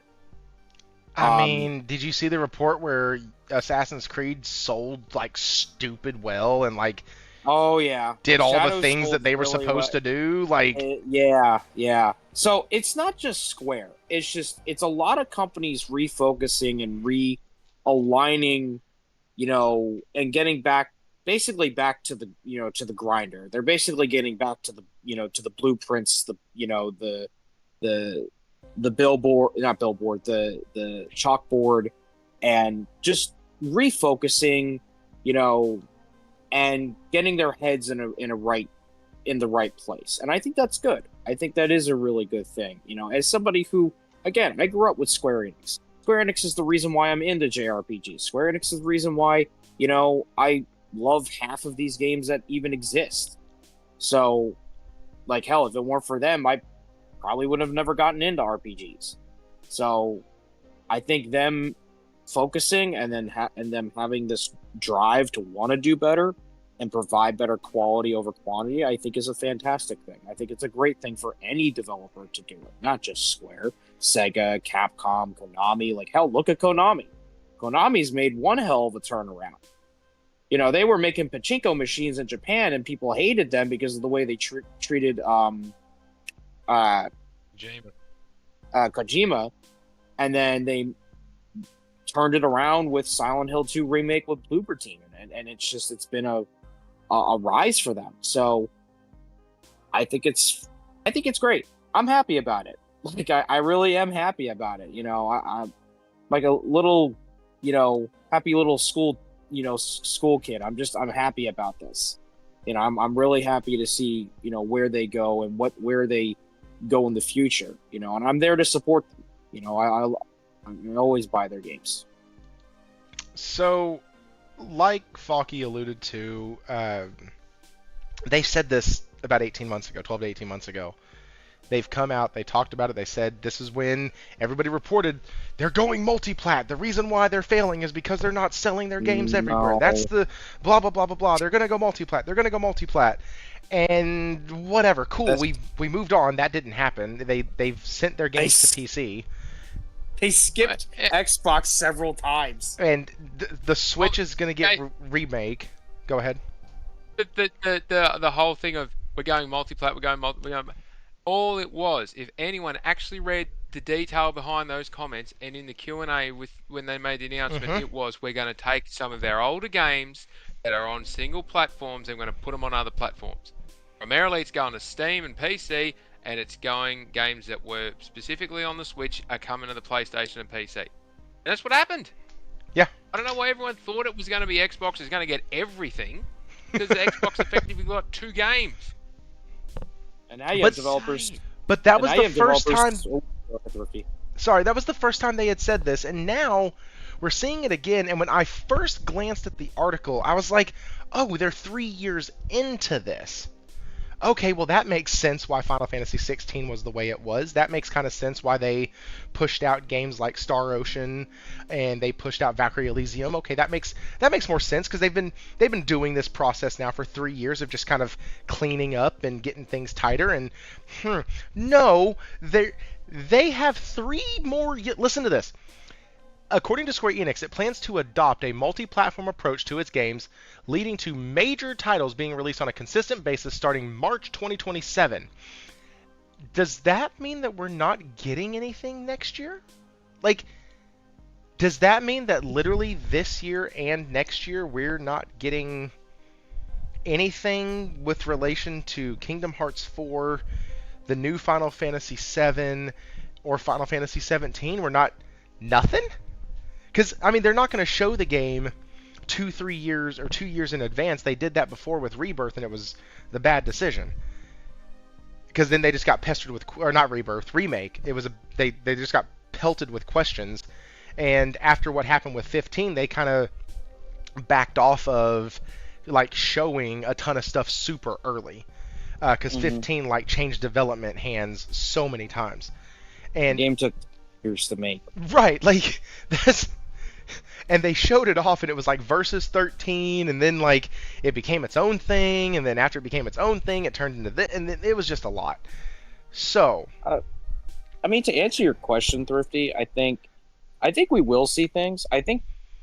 Again, what do you think? Remakes, remasters? No, I think what it well, because we've been getting a lot of talks about Tactics remake and Final Fantasy 9 getting its own, just give me a 7. 10. Just give me a 10. 7 level. I think 10 will eventually get it. Yeah, 10's very better. popular, but like I said, I think it's like I said earlier, it's just a plan that they have. It doesn't mean I don't think they won't show anything. They can't get away with that. No game company can get away with that and say, "Hey, 3 years we have this plan. By the way, we're not going to show anything in 3 years." Yeah. Every game company, any game company that would do that would get blasted, except for Nintendo because reasons. No, because Nintendo, because Mario, Donkey Kong, Zelda, and Pokemon. Like that's why. Yeah, but like I said, I don't think it doesn't mean we're not gonna get games. I think it just means that they have a 3-year plan that they want to, get this started. They have, I don't know if it's new management, new control, whatever, but it sounds to me like they're taking a Sony approach and they're doubling down on what works, and they're going to, make sure that they give the best of the best of what they have. And I think that's, I think 16 proved, showed that off with the level of, just the music and the quality of graphics, alone, the story, the grandness, the epicness of Final Fantasy 16 story, just the expansiveness of 7 Remake and Rebirth. I think it's just give these games more time and more attention and more love instead of, oh, we've got to have a game out every freaking quarter or every freaking year, like some companies do, like EA or Ubisoft or, Take-Two or whatever, where it's just the same crap over and over and over again. And I rather have them take their time, and I get a beautiful 70, 80, 100-hour experience where I cry my eyes out like a man-child. But I rather much have that, a focused development, a focused, pipeline, instead of here's 5 games, and here's another 5 games, and another 5 games, and another 5 games. Kind of like what, a certain, new publisher on the block is doing. Oh, here's a new game. Here's a new game. Oh yeah, but by the way, this game's coming to PlayStation. By the way, there's another game. By the way, June 6th coming out. We're gonna have another showcase for more games coming. Like, you can't rush this stuff out, and I think a lot of developers are realizing that. And I'm glad about that. Because there was a period of time where it felt like games were just coming out way too quickly. So we have a hot take. Sorry to interrupt. We have a hot take from William Aguilar, and I want to direct this over to Mr. Faulkie. It says, first of all, it says, member for 1 month. Congratulations, man. Appreciate you. You got the first one out of the way. Can't wait to see you here for so many more. But it says, hot take. This is the 3rd time SE has tried to remake itself. If it fails this time, they should let Sony buy them like they offered for 10 years. So, Faulkie? What you... I can see his reaction right now. He's like, oh, y'all can go watch my videos on why Sony should buy Square Enix, but I'm wanting to. I'll listen to Faulkie on what your take on that is. I know milk cow scenario, but go ahead. No, it's like when anyone says someone should buy Ubisoft. Do you really want someone to buy that headache? Like, no. No. So Square Enix, they keep trying to re-image themselves because there's too much ego overhang or ego hangover from previous management, and every time they shift, because they have really short management recycling, every time they shift management, somebody else gets in there and declares that they're going to fix the problem, and does a problem actually exist? I don't give as much credit to this notion that Square Enix is fundamentally broken, because it's got issues, sure, but they've all 6 of them in Japan have got issues. The problem that needs to be resolved, it sounds like they're attempting to resolve it, but they've just got too many different people trying to fix the same issue. When they focus on quality of game, the game quality is amazing. However, they're too few and far between. They don't have that cadence without doing the smaller Switch games, so to speak. Those JRPGs like Octopath Traveler and Octopath Traveler 2, Bravely Default, all those little JRPG games that they just bang out really quickly. They're like the premium HD 2D JRPG games. So Square Enix has got a great pedigree doing that. The problem is that they've restricted themselves too much to just doing it for one console, and one platform. They didn't put them everywhere. Now they've tried to spread them everywhere, and it's probably a little too late, that they're getting hammered in the outcome of not being able to capitalize on those. Yeah, that's a management decision made back then. New management comes in and decrees, we're going to do X, Y, Z, restructure, do this, do that. Every time you restructure, it costs you a shitload of money. And if you do it every couple of years, all you're doing is wasting money. The structural issue isn't their problem. It's their output and the quality in their output. Their top studios, like Business Unit 3 and whatnot, when they're up and flying, they're very different. They're some of the best in the business. But they just get dragged too hard into other peripheral things that they shouldn't, and they get distracted, and then issues pop through.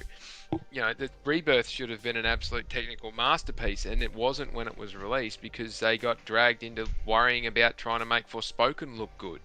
Should never have been dragged off Rebirth to get Forspoken to look good. There's resourcing constraints there. Now, a lot of those issues can be solved if they just take a breath, calm down, focus on what they're good at doing and do it. And stop worrying about the corporate restructures and the mucking around on this. Let the studios do what they do. but keep the quality bar high. If they need to sublet out their QA, do it. You want PlayStation's involvement in your QA? Get it. There's plenty of other publishers who can help out in that respect. However, the QA thing aside, that's an operational piece.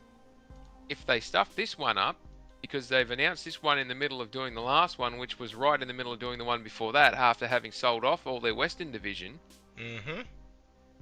where does that leave it in terms of someone should buy it? I don't think Sony should touch this thing with a 20-foot barge pole.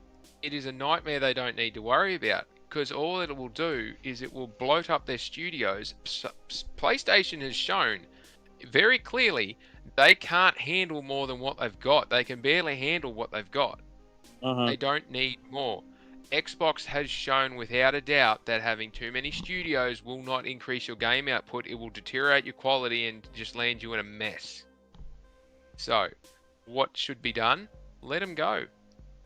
They are got enough people in there who know what they're doing to get it right eventually. But they're not. It's not like they're saying, "Oh, it's a full reset and we're going to redo this." It's not. They're just playing up the words in the reporting to make it sound like it's a big deal when it's not. They're just reassessing what they were already doing. As I said, that press release was a copy and paste from the one 18 months ago.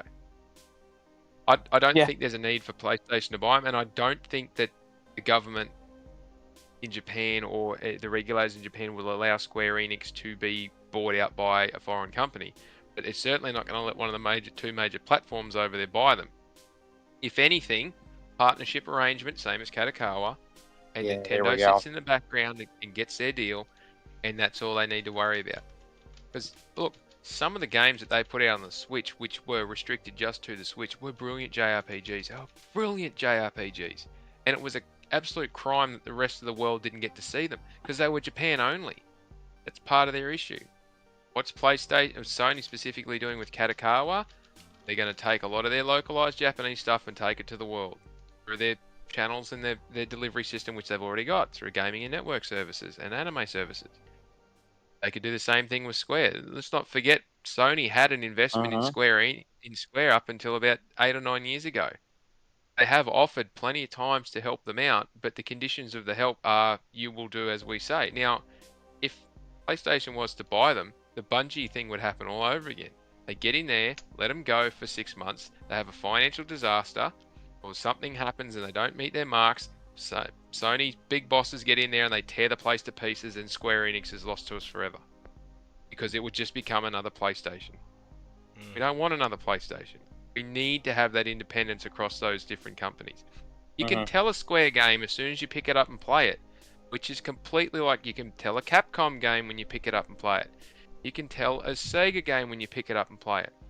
They've all got their own individuality, and I think it's really important that they are left alone to the point of jumping off the cliff, that they are left alone to try and sort it out themselves. But that doesn't mean they shouldn't get a little bit of help if they need it in key areas. So the way that you said before, Cosmic, that PlayStation partners with all those Japanese developers, they'll be in there and amongst it. They'll know what's going on. They've got engineers and developers and they'll be asking questions. They're not Japanese business people aren't too proud to ask for help when they know they need it. They always chase perfection, and that's part of the detriment to their downfall. They want to be perfect, and they stumble a lot of the time getting there. But it's the same as it was last time they said this.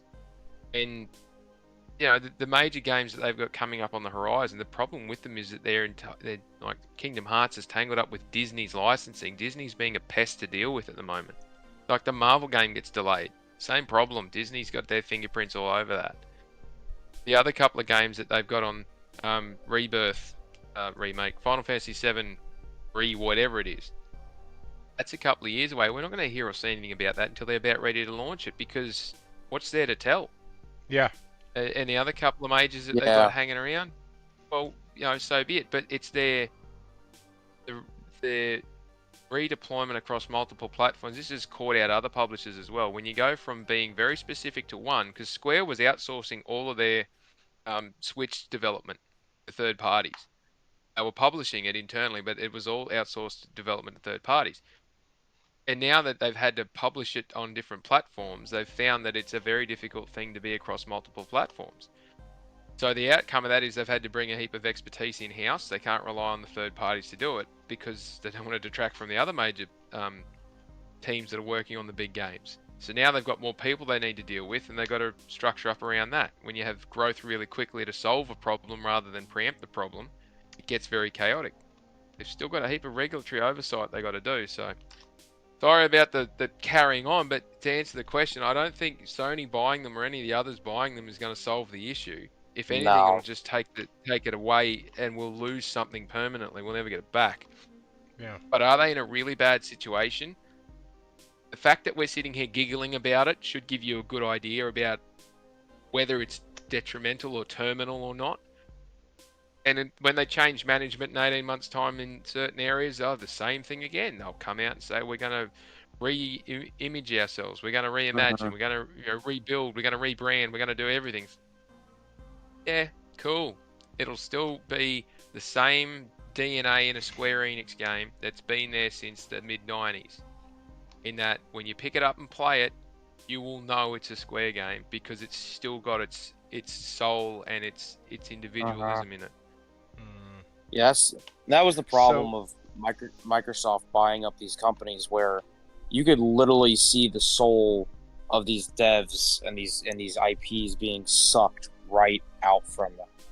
Like, just look at the recent Doom, the Dark Ages, like the freaking crashes that they're having and all this other kind of stuff, and people having issues with the game. It's like, oh, there's stuff missing from the previous games, and I'm like, you get bought by one of these major publications or these major, companies, and it's like you lose a little bit of that individualism. id Software, if we're not bought by Microsoft, could have spent more time making Doom the Dark Ages more expansive and more essentially. It's just, I wouldn't want them to be bought. I know Thrifty would like them to be bought, but in my own counter argument, I would not at all. I would not agree with that. Just the same thing with, you and Faulkie today, like, last time it was the milk and the cow argument. Why buy the cow when you can get the milk for free? Sure, got it. This one makes a lot more sense about, like, acquiring them and getting all of their headaches. Like, who really wants to deal with that shit? And I get that. I understand that. Sony itself, or PlayStation itself right now, is in a bit of they're restructured, they're refocused, they're retightening, they're all this other stuff. But I also see this as, I am tired of getting the same shit from Square over and over and over again. It's annoying. And it's like death by 1,000 cuts. Like, every time you turn around, it seems like something is not going like it should. And then, all of a sudden, they release a Octopath, or a Octopath Traveler 2. And people are like, yeah, Square's still the kings of this. Yes, got it. Be the kings in other areas, too. Like, that's my greatest problem with Square Enix right now, is where they are excelling is not where one, I envision them as excelling. In other words, the HD 2D space. Like, they crush that space, hands down, no questions asked. They are phenomenal in that space. Games are gorgeous. They're wonderful experiences. But I want the wonderful experience in my FF titles. I want the wonderful experience in a Kingdom Hearts title. Like, one of the screenshots that it showed, like, all these buildings around, and it almost looked like you were in modern day. And look at some of the clothing, kind of looked very modern day style, which is awesome. Like, bring Sora into the world. Like, that's cool. Bring him back into, like, reality. That's awesome. Ready to see that. That's cool. But, like, I want that level of quality and consistency that Square has always been known for in their AAA titles. And we haven't seen that. And maybe I can be optimistic here and look at it and go, listen, this is awesome. Take the time. Do what you need to do. Give us great games. But at the same time, like Faulkie said, like it's really cool. I have both of y'all's perspectives here because I can kind of feed off of both of those and offer my opinion on both, which is great because they're both not the exact same, which I like that. But like Faulkie was saying, if they sit there and in 18 months they change their leadership again and they reinvent themselves again and they I wanted it to be good at launch, Bale Dante. Like, yes, Forspoken going more big budget AAA, good graphics. Yes. The problem is that game released with a big budget. It was considered AAA, and the graphics were a little rough on release. The opening of that game should have been redone, scrapped, whatever. Just start me off as Frey in the world and let me figure out how the hell I got there. Like, that entire opening sequence with the cat and finding this cuff and getting talked to by the judge and like that was so, the entire part of it was just so freaking cringe. It was rough. But I still want them in that space. I still want them. It was very bad writing. I still want to see what it would look like if they partner up with some of these other developers, or what it would look like if they let one of their developers make a game like a Forspoken. Let's get something new. Shit, we talk about all the time how Square Enix just relies on the 3 IPs and that's it, and then they move on. And then they release slop everywhere else. Well, we know now that the slop is going away, and so yeah, like Platinum. Yeah, well, that's a whole shit show in and of itself now. But I don't know. This Square stuff it's going to be interesting to watch unfold. I hope something good happens from it. I hope that with the release of Metaphor last year and Expedition 33 this year, and the polling that they're doing of their audience right now, asking, "Hey guys, what's the best combat system in one of our games? What do you think?" That's the worst thing they could have done. That is just nuts. So to do that. the video That's that like, released is about that. You might as well run the white flag up the top of the pole and say, "Come and shoot me, we're finished." You go out to a general survey and say, "Hey, what is it that you like the most?" So you know what that says to me? They've got no creativity left. None. They have lost the ability to be ingenuitively creative and think of something different when they're asking for people, "What did you like the most about what we've already done?" Just words elude me on how much that annoys me. Listen, I get it. I had to edit my own audio from when I recorded this yesterday based off of an article I saw. And I had to, it was a 15-minute video that got cut down to 11 minutes because part of it was just me fucking rambling pissed off. It's like, it was just rambling and I was like, wait, that doesn't make coherent sense. Got it. And I was like, let me go ahead and take out this 1-minute clip right here and send that to the dumpster bin because it doesn't make any sense. But there are so many strong words I have for when I saw. Oh, and then they re-upped it today because it showed that it was 7 hours ago or whatnot. They asked the question again, and I'm sitting here going, guys, y'all gotta stop. Y'all gotta stop.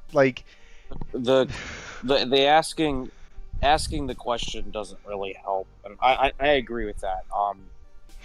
I just think, in all honesty, I think in my own personal opinion, if to be serious, to take that question, if they seriously ask me that question, I think Rebirth's combat and then Kingdom Hearts combat is good for the 3D action RPG elements that they want to implicate.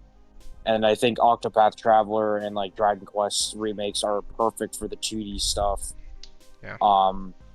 And again, honestly, for me, man, Rebirth and Remake are the best implementation of the marriage between active and turn-based, and I love it.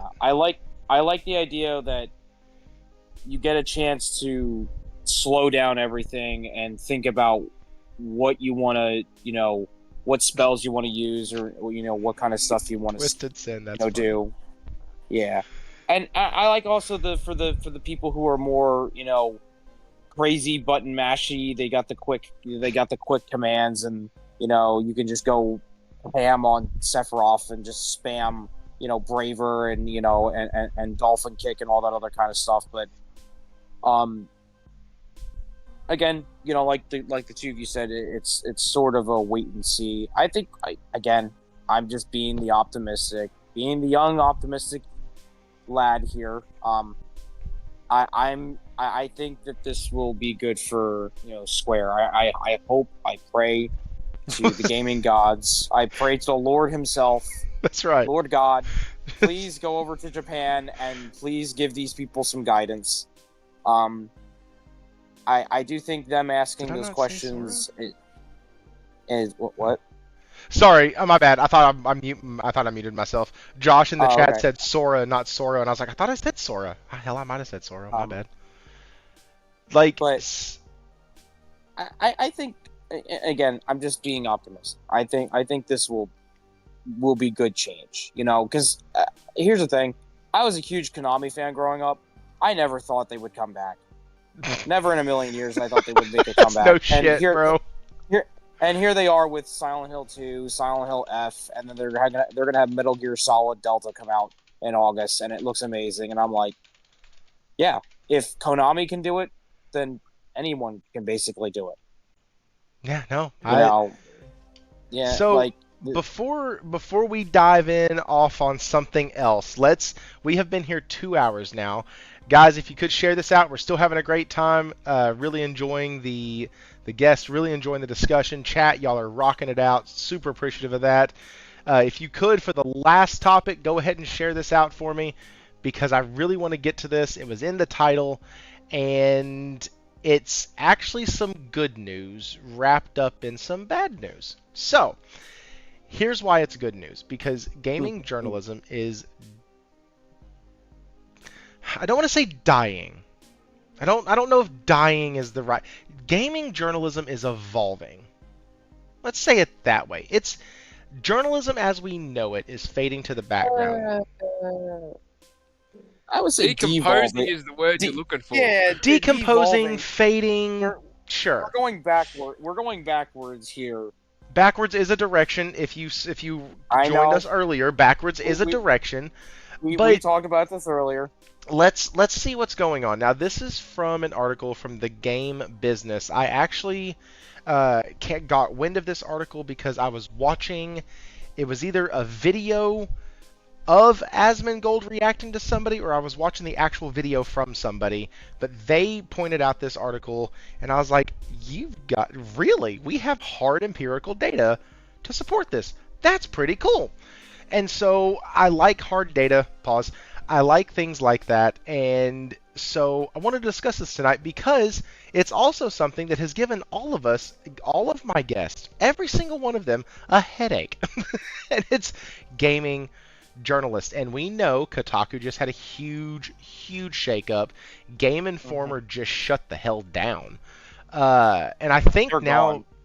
Aren't they back though now? Okay, so I think... Isn't Game Informer back?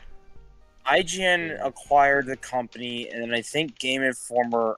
Are they bringing the magazine back? I don't remember what the tweet or post was, the news article was. I can't exactly remember. Here, yeah, they're back. They were back as of... Are they independent? Are they independent, or are they still under IGN? No, independent. Fully, the people who originally had it that sold it to IGN have managed to buy back all the naming rights and all the rest of it. So they're independent again. Okay, all right, cool, cool, yep. good. Gunzilla Games is who has it. But like, imagine that. They sold it, got all the cash for it, went, you beauty, and then went with it to IGN, hated and they brought it back. All quit, and then went and bought it back. What does that tell you about IGN? They absolutely suck. So they all left and said, no, we'll take it back, thanks. And then let's not forget, IGN bought everything last year. They were like They Microsoft. bought everything that was left. They're like the Microsoft, like the gaming journalism world. Yep. They bought the owners, the mob that owned Digital Foundry and Gaming, Eurogamer and all that. They bought those guys. They bought the one that Dringle used to work for, Game Biz or whatever it was. They bought all of those, and then Game Industry about Biz, yeah. All the major people that were basically the heart and soul of those publications that were any good, the last bastions really, all just went, nah, see you later. Damn, I didn't know that about GamesIndustry.biz. I like their shit. Did they buy Eurogamer? I thought they also bought Eurogamer. Yeah, I think he had just said that. No. Yeah, like, so okay, I'm sorry. Basically, let's all rejoice a little bit because we didn't have to see 13% of the articles last year that we saw the year prior. Or this year, sorry, in Q1 of this year. We didn't have to see the articles near as many as we saw last year. So that's good. There were more than 100,000 articles, or 13% drop over 100,000 articles compared to the same period in 2024.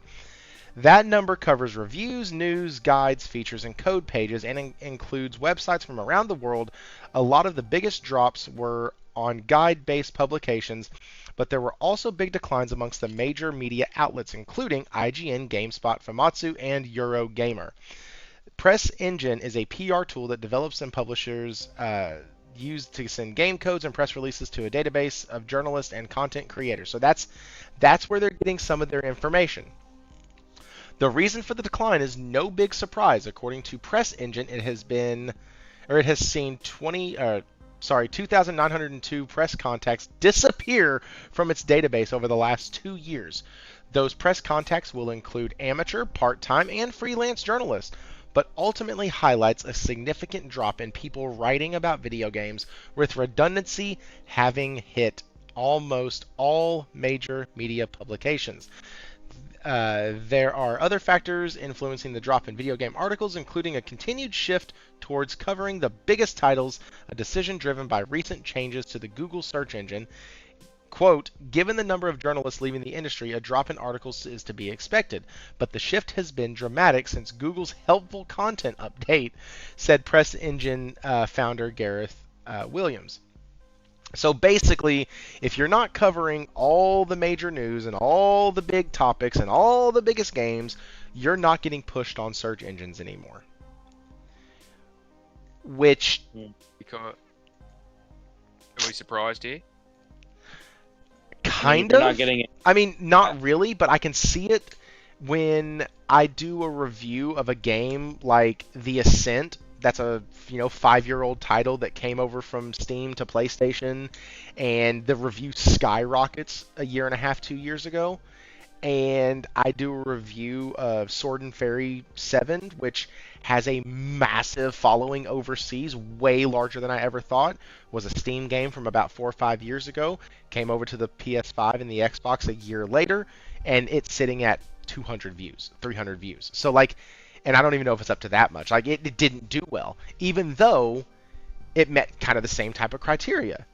And so it makes sense. But if I do a video where, if I would have gotten a video out on Expedition 33, like a gameplay analysis or whatever bullshit you want me to put out, if I could have gotten the game out early, it would have skyrocketed because the algorithm was pushing it. Hell, last week I had hashtag GTA 6 in the title, or in the description, and we hit 91 concurrent viewers, which is the largest number ever here. But it was because I was talking about GTA 6.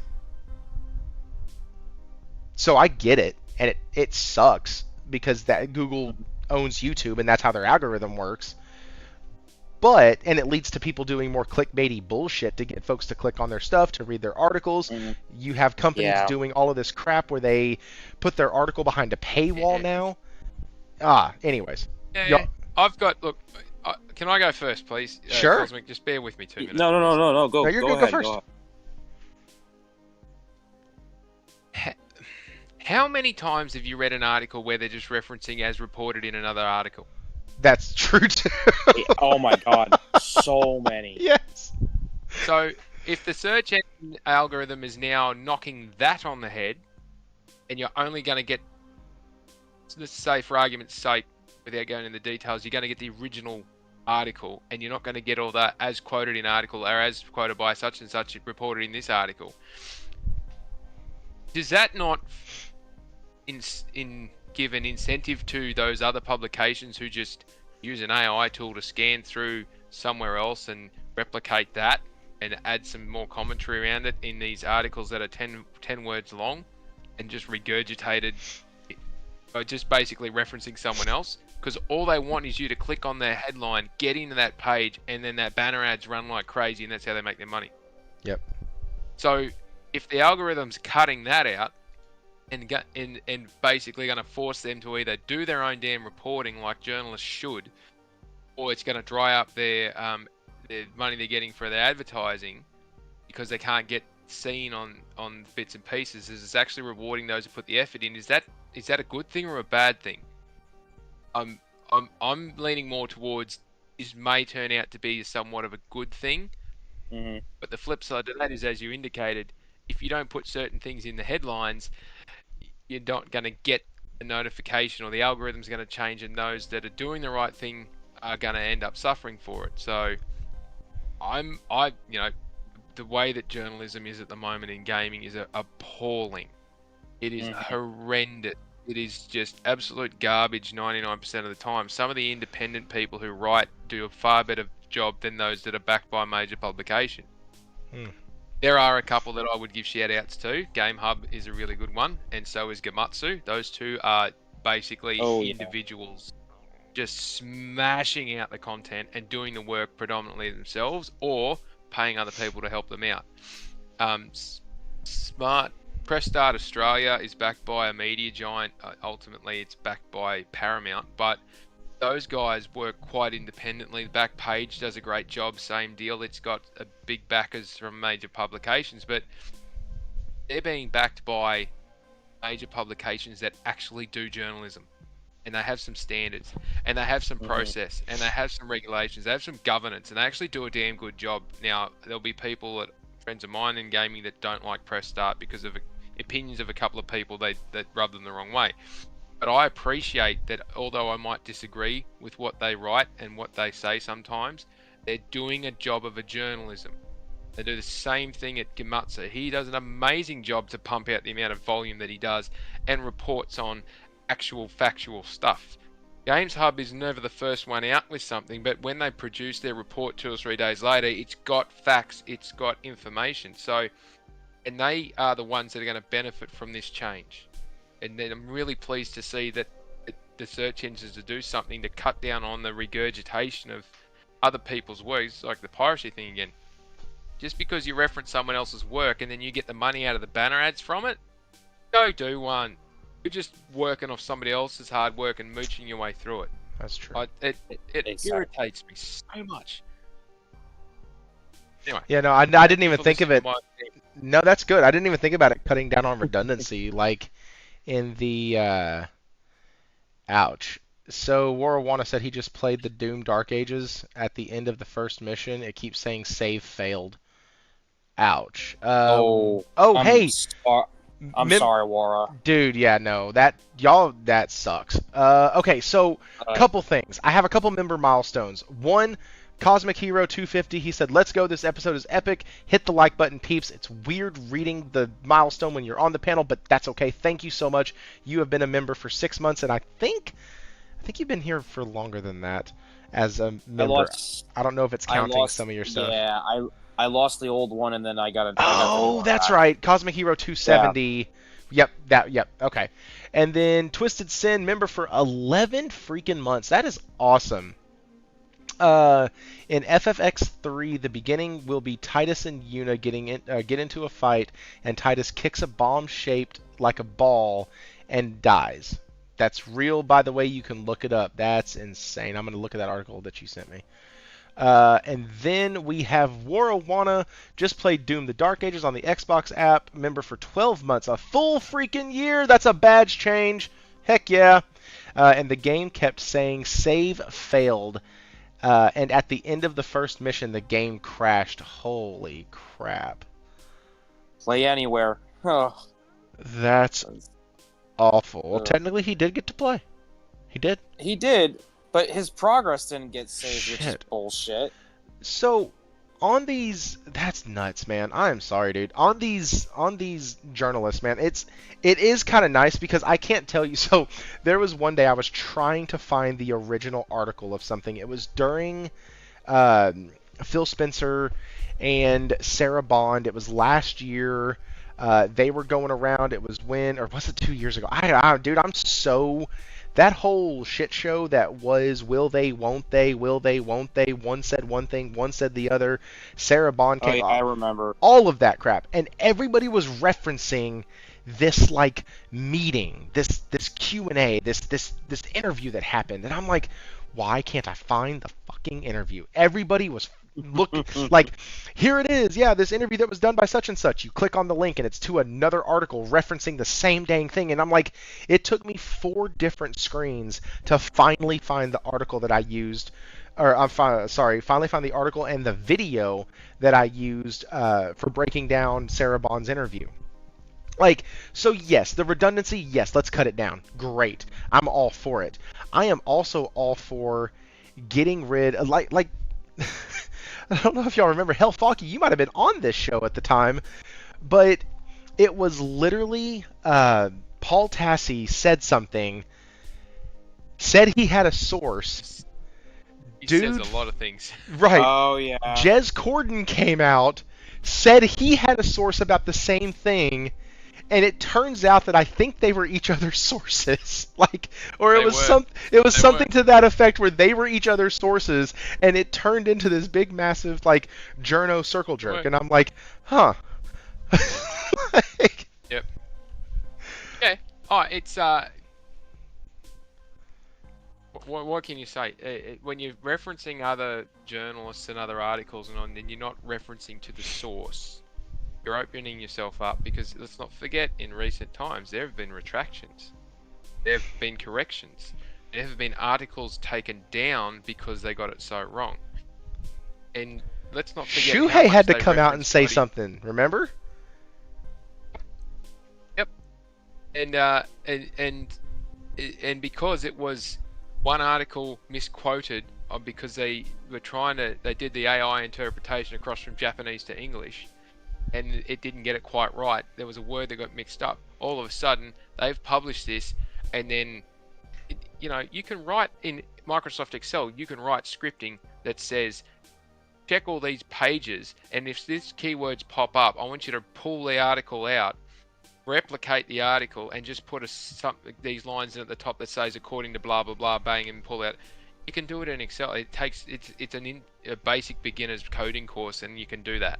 If they're constantly scanning these pages, as soon as one pops up, everybody's got it. But let's not forget, 80% of these media art places are all owned by the same joint. The monopoly on it is insane. So they've misquoted Shuhei, and then bang, everyone's got it, and then, oh no, that was incorrect, and then everybody's got to retract it, otherwise they're in trouble. Yeah. It's no wonder the PlayStation and Nintendo do not talk to the media anymore. You see the level of professionalism and quality they come up with. But the amount of retractions, the amount of corrections, the amount of articles taken down, and all that sort of stuff, it's indicative of that issue around they don't go to the source. And as you described, one person referenced the Sarah Bond thing, and then everyone else has just copied it. Well, it's Chinese whispers, so to speak. It only takes one mistake, and everybody said the same mistake. There was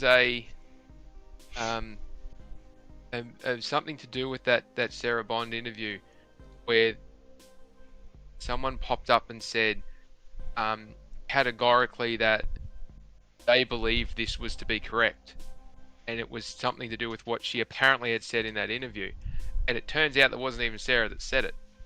They were quoting it as if Sarah had said it, and it's like, where's your journalistic integrity to even just go and check that she actually said it? It was a 5-minute video. Yeah. 5 minutes. And it was a transcript to go with it. And they couldn't even be bothered to scan through that. 3 years at university, minimum, to do a journalist's degree, and the buggers still can't read. just insane. Like, look, I want to go out on a limb here. Shuhei's been pushing it. I can't remember their name, and I apologize right now, but I would plug this. Someone launched a Kickstarter. They have put together a magazine for PlayStation, specifically for PlayStation games and retro games and that sort of stuff. They did it through a Kickstarter. They're up to issue 7. It is actually got people who genuinely care about what they're writing and doing their writing. I've read one of them. It is just like the old OPSM ones and the old Hyper magazines and the old. Is it called I can't RPM? remember who it's called. I think that's it. RPM, the They unofficial sent retro PlayStation magazine. They it. did That's issue it. 2, February 2025. Issue That's the one. 5 is April 29th, 2025. Yep. So issue 6 is this month, at the end of this month. Shuhei has endorsed it. A heap of Sean Layden, I believe, has mentioned it as well, or has liked a couple of their things.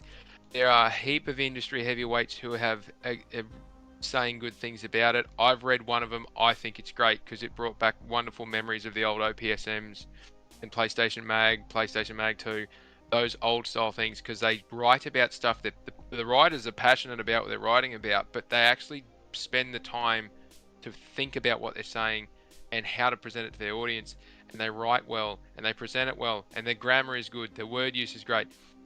There should be some more of those. I really hope this thing goes well because there's plenty of space for those sort of magazines to exist again. Not that Windows Central garbage of replicating what Xbox Era has said, or PlayStation. Oh, what's that idiot? I can't remember his name now. There's a guy that just bangs on about PlayStation can do no wrong, and he's got a publication. He talks about it, and he's constantly just referencing back to the blog posts. And I was like, what? Why? Why bother? Like, You're right. not telling me anything. It's nice to see that this is what's going on, and I just followed. It's Too Old for Gaming with the tag on his profile, or on the profile, Never Too Old for Gaming. So, yeah, it talks about how they've launched the Kickstarter. It's all there, all this other stuff.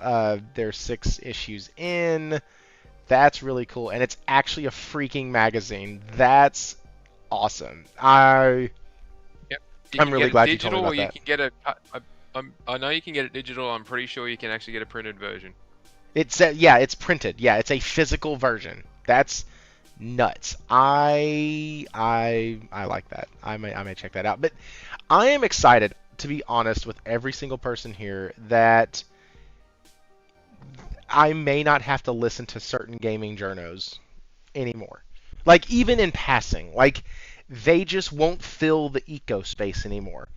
Because one of the things that, War and I, we talk a lot, and one of the things that him and I were talking about was I really enjoyed I hate the map, or the lack of map, in Expedition 33, but I love the fact that there isn't, like, there's not pressure and a checklist to get all the side quests complete and to do every little thing. And for somebody like me, I'm just getting to explore the world, and that's it.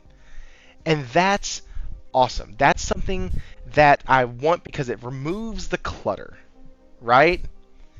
And I didn't think I was going to want that. I'm a guy who likes to go to every little dot and tittle and every little box and every exclamation point, and I want to find all the feathers in an Assassin's Creed game, and I want to do all until it gets boring, right? Like the Merlin quest, I think I did like 30 or 40 of them, and then they got boring, so I stopped. But those type of things can clutter up what's going on in the game. Just like when you have 35 million freaking articles all circle jerking the same 4 people and all just going over, you didn't do all 1K of them? Hell no, I didn't. Like, when you have that much clutter, it really does detract from the actual story that's trying to be conveyed and the actual thing that's trying to be reported on. Because even in tonight's show, I had to correct the writing of somebody who had to add something they had to add a word to the tweet that was said to make it sound better, to make it sound more compelling. Like, You didn't have to do that. You could have just said what the damn tweet said from the actual publisher and report on that. That would have been cool. Like, but instead you muddle it up, you clutter it up, and then other people grab it, and maybe somebody else looks at your article, and then they reference your article, and then now it gets to somebody, and it's like, oh well, this game is never coming out. It's actually been delayed indefinitely, and like, where the hell did you get that? Well, 17 articles ago was the actual article that first came out and reported on it, and that all originated from a tweet that was online from the actual publication or from the actual publisher. Like, it's going to allow for a cleaner space in the gaming sector, which is something that I think is definitely needed. So I am excited about that. I'm excited that maybe I won't have to see folks like Jez Corden say things with his mouth and words coming out. Like, I don't want that anymore. I don't want to have to hear all of this. Go ahead. Yeah, no, it definitely is definitely a good thing. I'll let Faulkie go ahead. He was going to say something. It's less about. Look, we don't begrudge anybody doing their job. I don't begrudge anybody. When they suck at it, I do. Yeah, well, there's a difference between doing it and being good at it. But that's true. You know, look, if someone wants to have a crack and try it, that's great. But don't expect that you're going to get there without any effort. And certainly don't expect that you're not going to attract criticism if you're making statements publicly. Case in point, I put out a long series of tweets earlier this week expressing my thoughts and opinions on financial statements of PlayStation in that performance reports. I'm happy to take conversation. I'm happy to be challenged on my perspectives. I'm happy to have a discussion about it. But if someone's just going to flatly go, you're wrong, and then not explain themselves, they're not prepared to engage in a conversation. A lot of journalists are the same, and unfortunately Jez is one of those, where he will put out something today and tear shreds off somebody else because he just has a platform that he wants to carry on about. And then tomorrow he'll backtrack it completely because someone challenged him on it. Jeff Grubb's very similar. It depends on whose favour he's trying to grab. Yep, it depends on whose favour he's trying to grab as to what his opinion is. And there's been plenty of times where they have on podcasts and using their position as writers and journalists and with the connections they've got, made absolute statements and being completely wrong. And then, lo and behold, find out that they knew they were wrong when they made them, yet still misled the people that they were talking to and producing for. Dude, that shit's wild. During the Doom stuff, and I'm just picking on Jez a little bit here, and I don't bootleg Jez, not the Jez that we like. Like, it was wild when he was. I think it was that, or was it Starfield? It was one of them, basically like, oh, that game's never coming, it's never coming, and then he's like, he has to backtrack, and he goes, well, I never said it's actually never coming. I said that's not what my sources. Shut the heck up. You don't know. I don't. Sorry. Go ahead. Like, there are certain people who irritate the fire out of me, and when I actually used to use old Paul's articles on here before he started charging for them, because I like the way the guy writes. Like, he writes a good article. It's regurgitated stuff 90% of the time, but he writes a decent article. Like, he's a decent writer. And so I would use his stuff. And I liked that he wrote for Forbes, because that was kind of a publication away from the gaming sector. So you could kind of get like this big publication that has nothing to do with gaming perspective, right? And I kind of like that. Sometimes there's not a bias there. Do what? There's not a bias, and there's not it's not through rose-colored glasses in that they're already in the area, and right? They're just doing it for clicks. Forbes, the theory is you have to write to their standard. That was the theory. That was the theory. That was the theory. But like, that's why I've used Bloomberg. Sports Illustrated. I've used some Bloomberg articles too, but that's why I've used Sports Illustrated also, because like, it's really cool when you see non-gaming publications care about the gaming world. That's pretty fun. But also, like you said, there's no bias there. There's no agenda. There's no. I don't think Microsoft or Sony went and lined the pockets of Sports Illustrated to say good things about a certain topic or whatnot. So I really like that. And I like that because the people you mentioned are the people who annoy me the most. And it's because they're the people who talk the most, right? They're the ones who say things to each other, and it almost feels like it almost feels like that old video that we saw when like fake news and stuff was really being pushed of all the news outlets all saying the exact same thing all across the country at different times and different channels, different networks, ABC, NBC, Fox, all of them were all reading damn near verbatim, in most cases verbatim, the same thing. And that's when I realized I would no longer listen to a damn thing mainstream media has to say because they're all controlled and bought. That's when I stopped watching the news. That's when I stopped watching all of it. I don't do that anymore. I poured myself into gaming and into this world and into this news and went from being just a dude that loves video games to actually diving into the world. And now I see these people and they're doing the same fucking thing. And I hope, and once again, if they were doing it in an honest way, and if I felt like there was no ill will there, I would be saying, listen, dude, keep doing what you're doing. Like, that's why I like articles by Michael Ruiz and Zarmina Khan from PlayStation Lifestyle, because they do reference other people's articles a lot. That's fine. I don't feel like they have any malice one way or the other.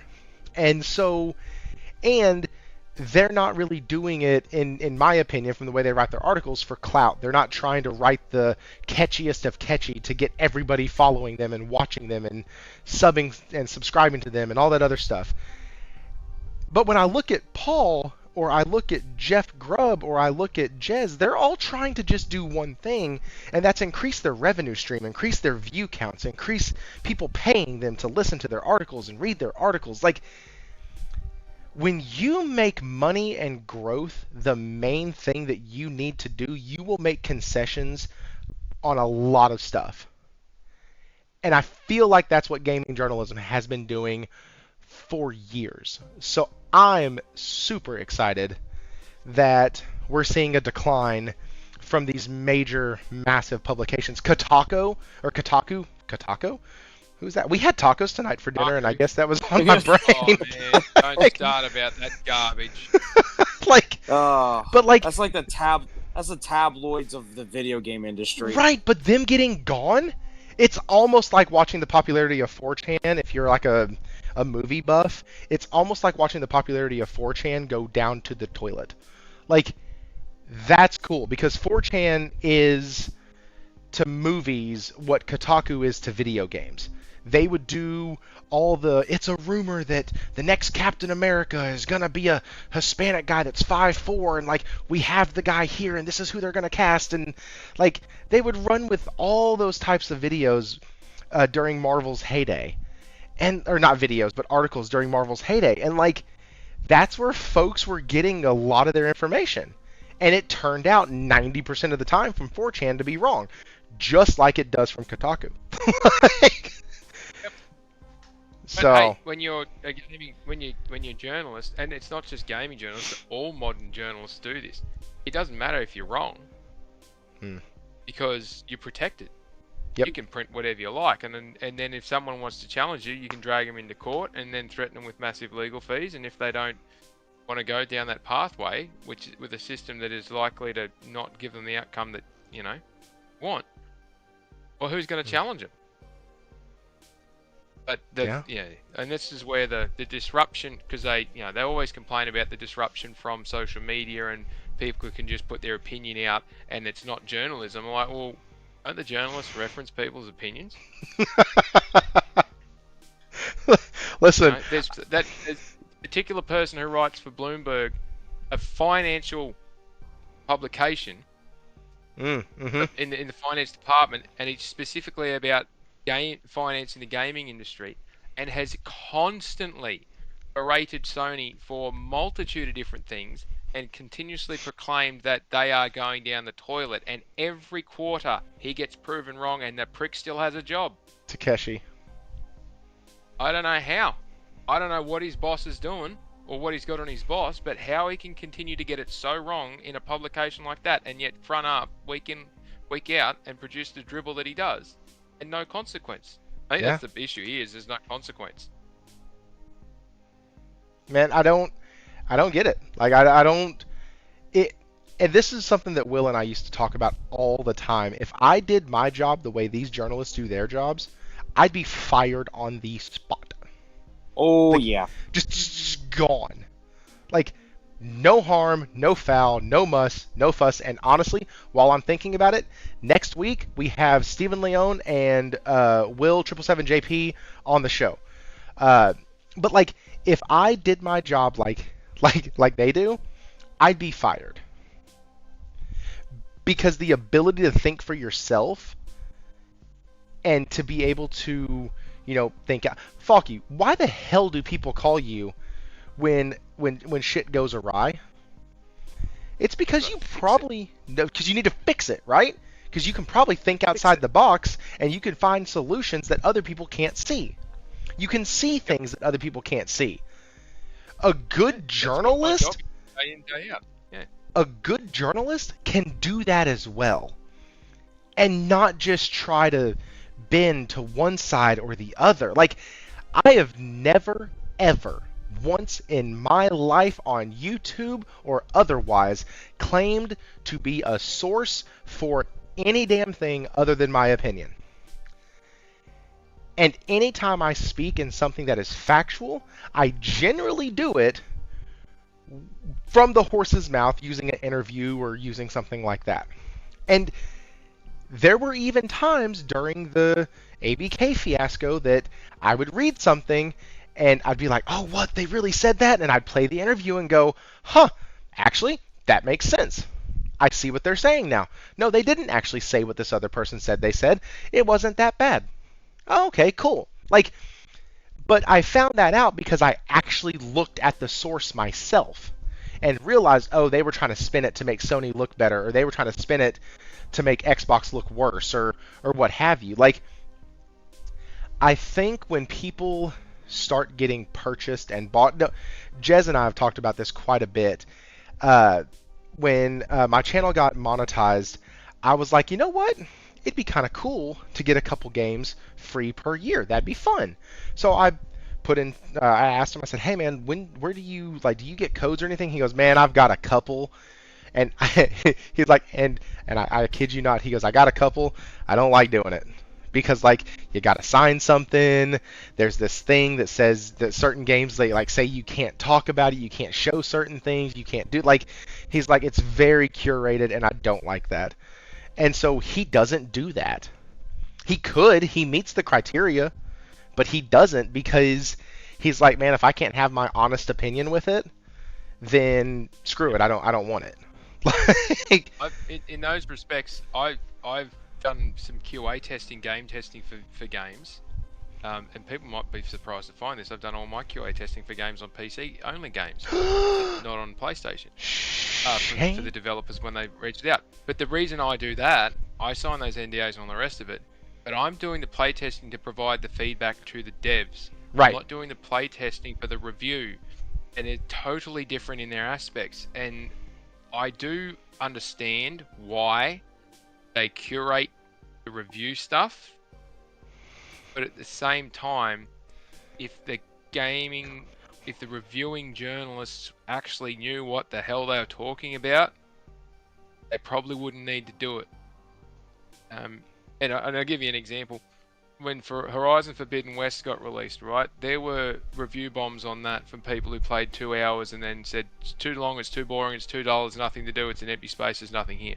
You played 2 hours, it takes you 6 hours to get out to the map. No shit, dude. And they just went, take 2 hours and here's a review and we're going to give it 7 out of 10. If you go around to every little every little dot and tittle on the map, it actually could take you about 40 hours to get to section 2. It does. It does. Now, he used to write for Press Start, and he was let go from there, but he does a lot of freelance writing. Kieran Barenberg, I think his name is. He's just in Melbourne. He's written stuff for the Lego magazine. He does board games, he's across anything that's gaming related. He's over it, right? He's all over it. He platinumed that game before. He was the second person in the world to get the platinum. The only journalist to get the platinum. He platinumed the game before the workday one, before the day one patch, and they fixed all the bugs in it. And before the deadline, he wrote his review. And I think he gave it a 94 or a 95 or something like that. And I took that review as this person has done everything in this game and should be listened to in their aspects, because he was marking it against a benchmark or a set of criteria that he was using as a consistent benchmark. Not just, I think this because it fails in comparison to some other competing game.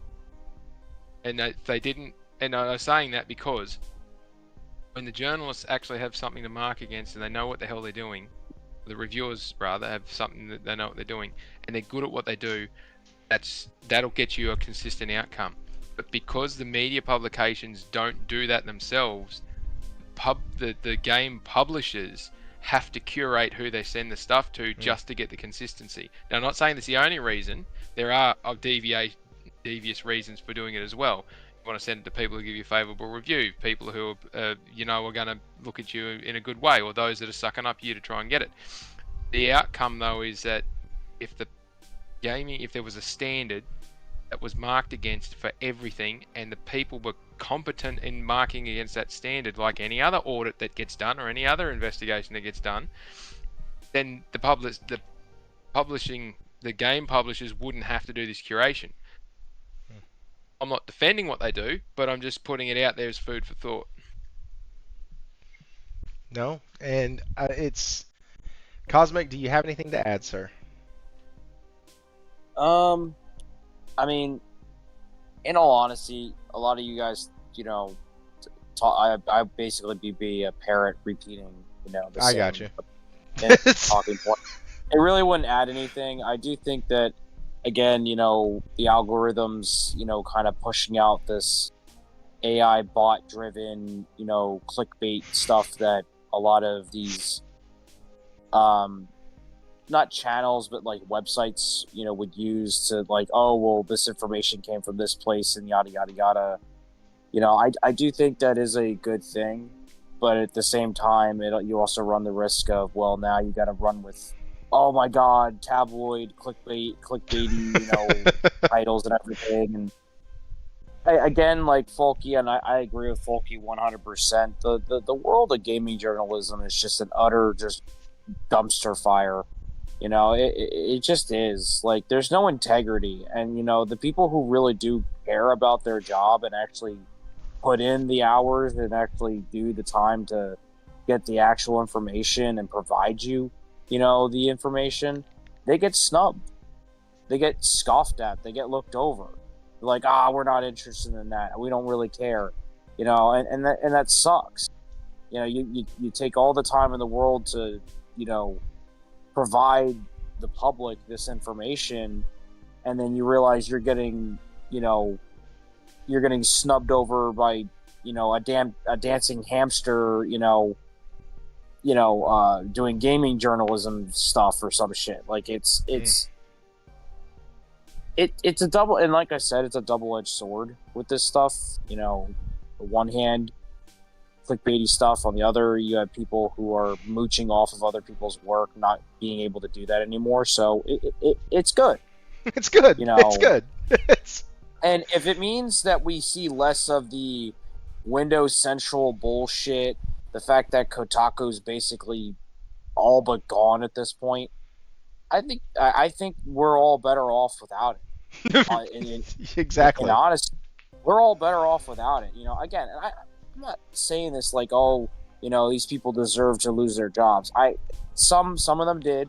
Let's be fair. Some of them, were out there starting shit and doing things that they shouldn't have been. But I do hate seeing people lose their jobs, but at the same time, you guys weren't producing results. You Yeah. guys were hated. You guys were hated by basically everybody because all you did was just run tabloid, news. You made stuff up. You falsified information, and you didn't provide the actual information that was actually presented by either A, the companies, or B, the people who are more reputable than you. So I think in the long run, gaming journalism is regressing, but I think it's regressing in a way that it's being controlled. And I don't mean like controlled, like controlling people's freedom of speech. I'm meaning like the bullshit, the lies, the misinformation, the tabloid crap. That's all kind of being thrown out the window, and it gives room for people who actually take the time to actually do the the research and provide the information to give them the limelight.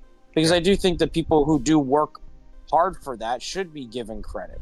They shouldn't have their works, stolen by some guy using an AI bot and and tries to make money off of advertisements. No. So the guy who embeds all his shit to make his numbers go up. God. Exactly. Yeah, the guy that now that dude got desolate real quick. Like, anyways, but yeah, folks like that, I'm not mad if they lose their job. I'm just not. So with that, it has been 3 hours and 4 minutes and 5 seconds now. It is time to end this, and I want to leave y'all with a couple things. One, like I said, next week is Steven and Will. We will be starting at normal time. The week after, and all of this, by the way, is on the community section of the channel. You can go check that out there. It has the schedule for the next 4 weeks. And so, actually, for the next 5 weeks. 1, 2, 3, 4, 5. Yeah. No, 4. Anyways, this Saturday night at 8:45, I'm going to start streaming Death Stranding. It will be a new segment where I play a game for a couple hours. If it interests me, it gets to stick around to the next stream, which will be 2 weeks later. And if it doesn't, then I'm just going to go ahead and bounce, and y'all will have a huge hand. A lot of the members here will have a huge hand in picking what games I try next. We're gonna try to get through some of these, and if something sticks, then wonderful. I found a wonderful title I get to play. It can open me up to new things that I normally wouldn't play. So I'm excited. Please, if you've played Death Stranding, don't spoil anything. I literally know nothing about the game, so I'm actually kind of excited because I know nothing. If anyone spoils it, we take your kneecaps.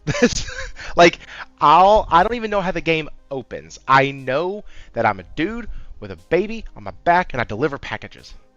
That's it. That's all I know. That's all I've ever seen. UPS contractor. Yeah, you're essentially a UPS contractor. Great. Like, that's it. And so I'm excited to actually start it. I know that one of the guys in the Discord was like, 2 hours, dude. That's only gonna. Or Wara commented on the post. He was like, 2 hours. You're gonna get through an hour and a half of cutscenes, and then 30 minutes of gameplay. And I was like, well, it has an hour and a half of cutscenes and 30 minutes of gameplay to make me interested enough to come back. So, anyways, we have that, and then my wife's and my anniversary is the next Wednesday.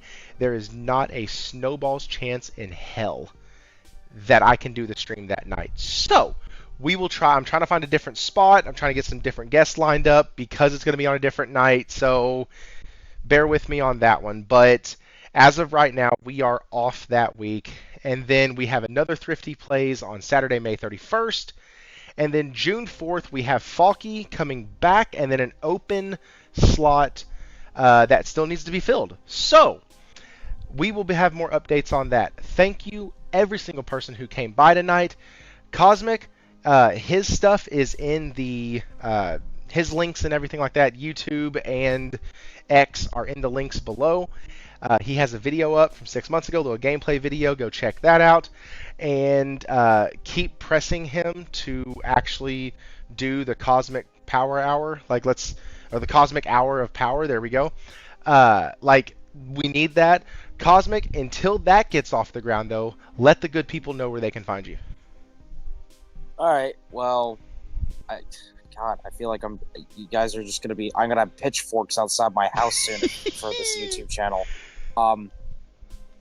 You guys can find me usually on Twitter. I usually kind of just like I'm like a little goblin around on there. I just kind of spook around to see what dumb shit people say. I'm in the Discord. You guys, chat me up. Hit me up if you want to talk. Whatever your games. I am gonna provide my PSN ID in there soon. So if anyone wants to hit me up in game, I'm down for it. Helldivers, Call of Duty, whatever. Anything goes. So yeah, and I'm getting some equipment for the YouTube channel soon. So I'm getting a little setup raring to go. Good. Hopefully soon. I say soon, but then it just gets delayed again. Kind of like a certain game, but we won't say that. But I hope to God this works. Because I was gonna start a podcast soon, and then my computer basically had an aneurysm, so I had to get it fixed. So. Gotcha.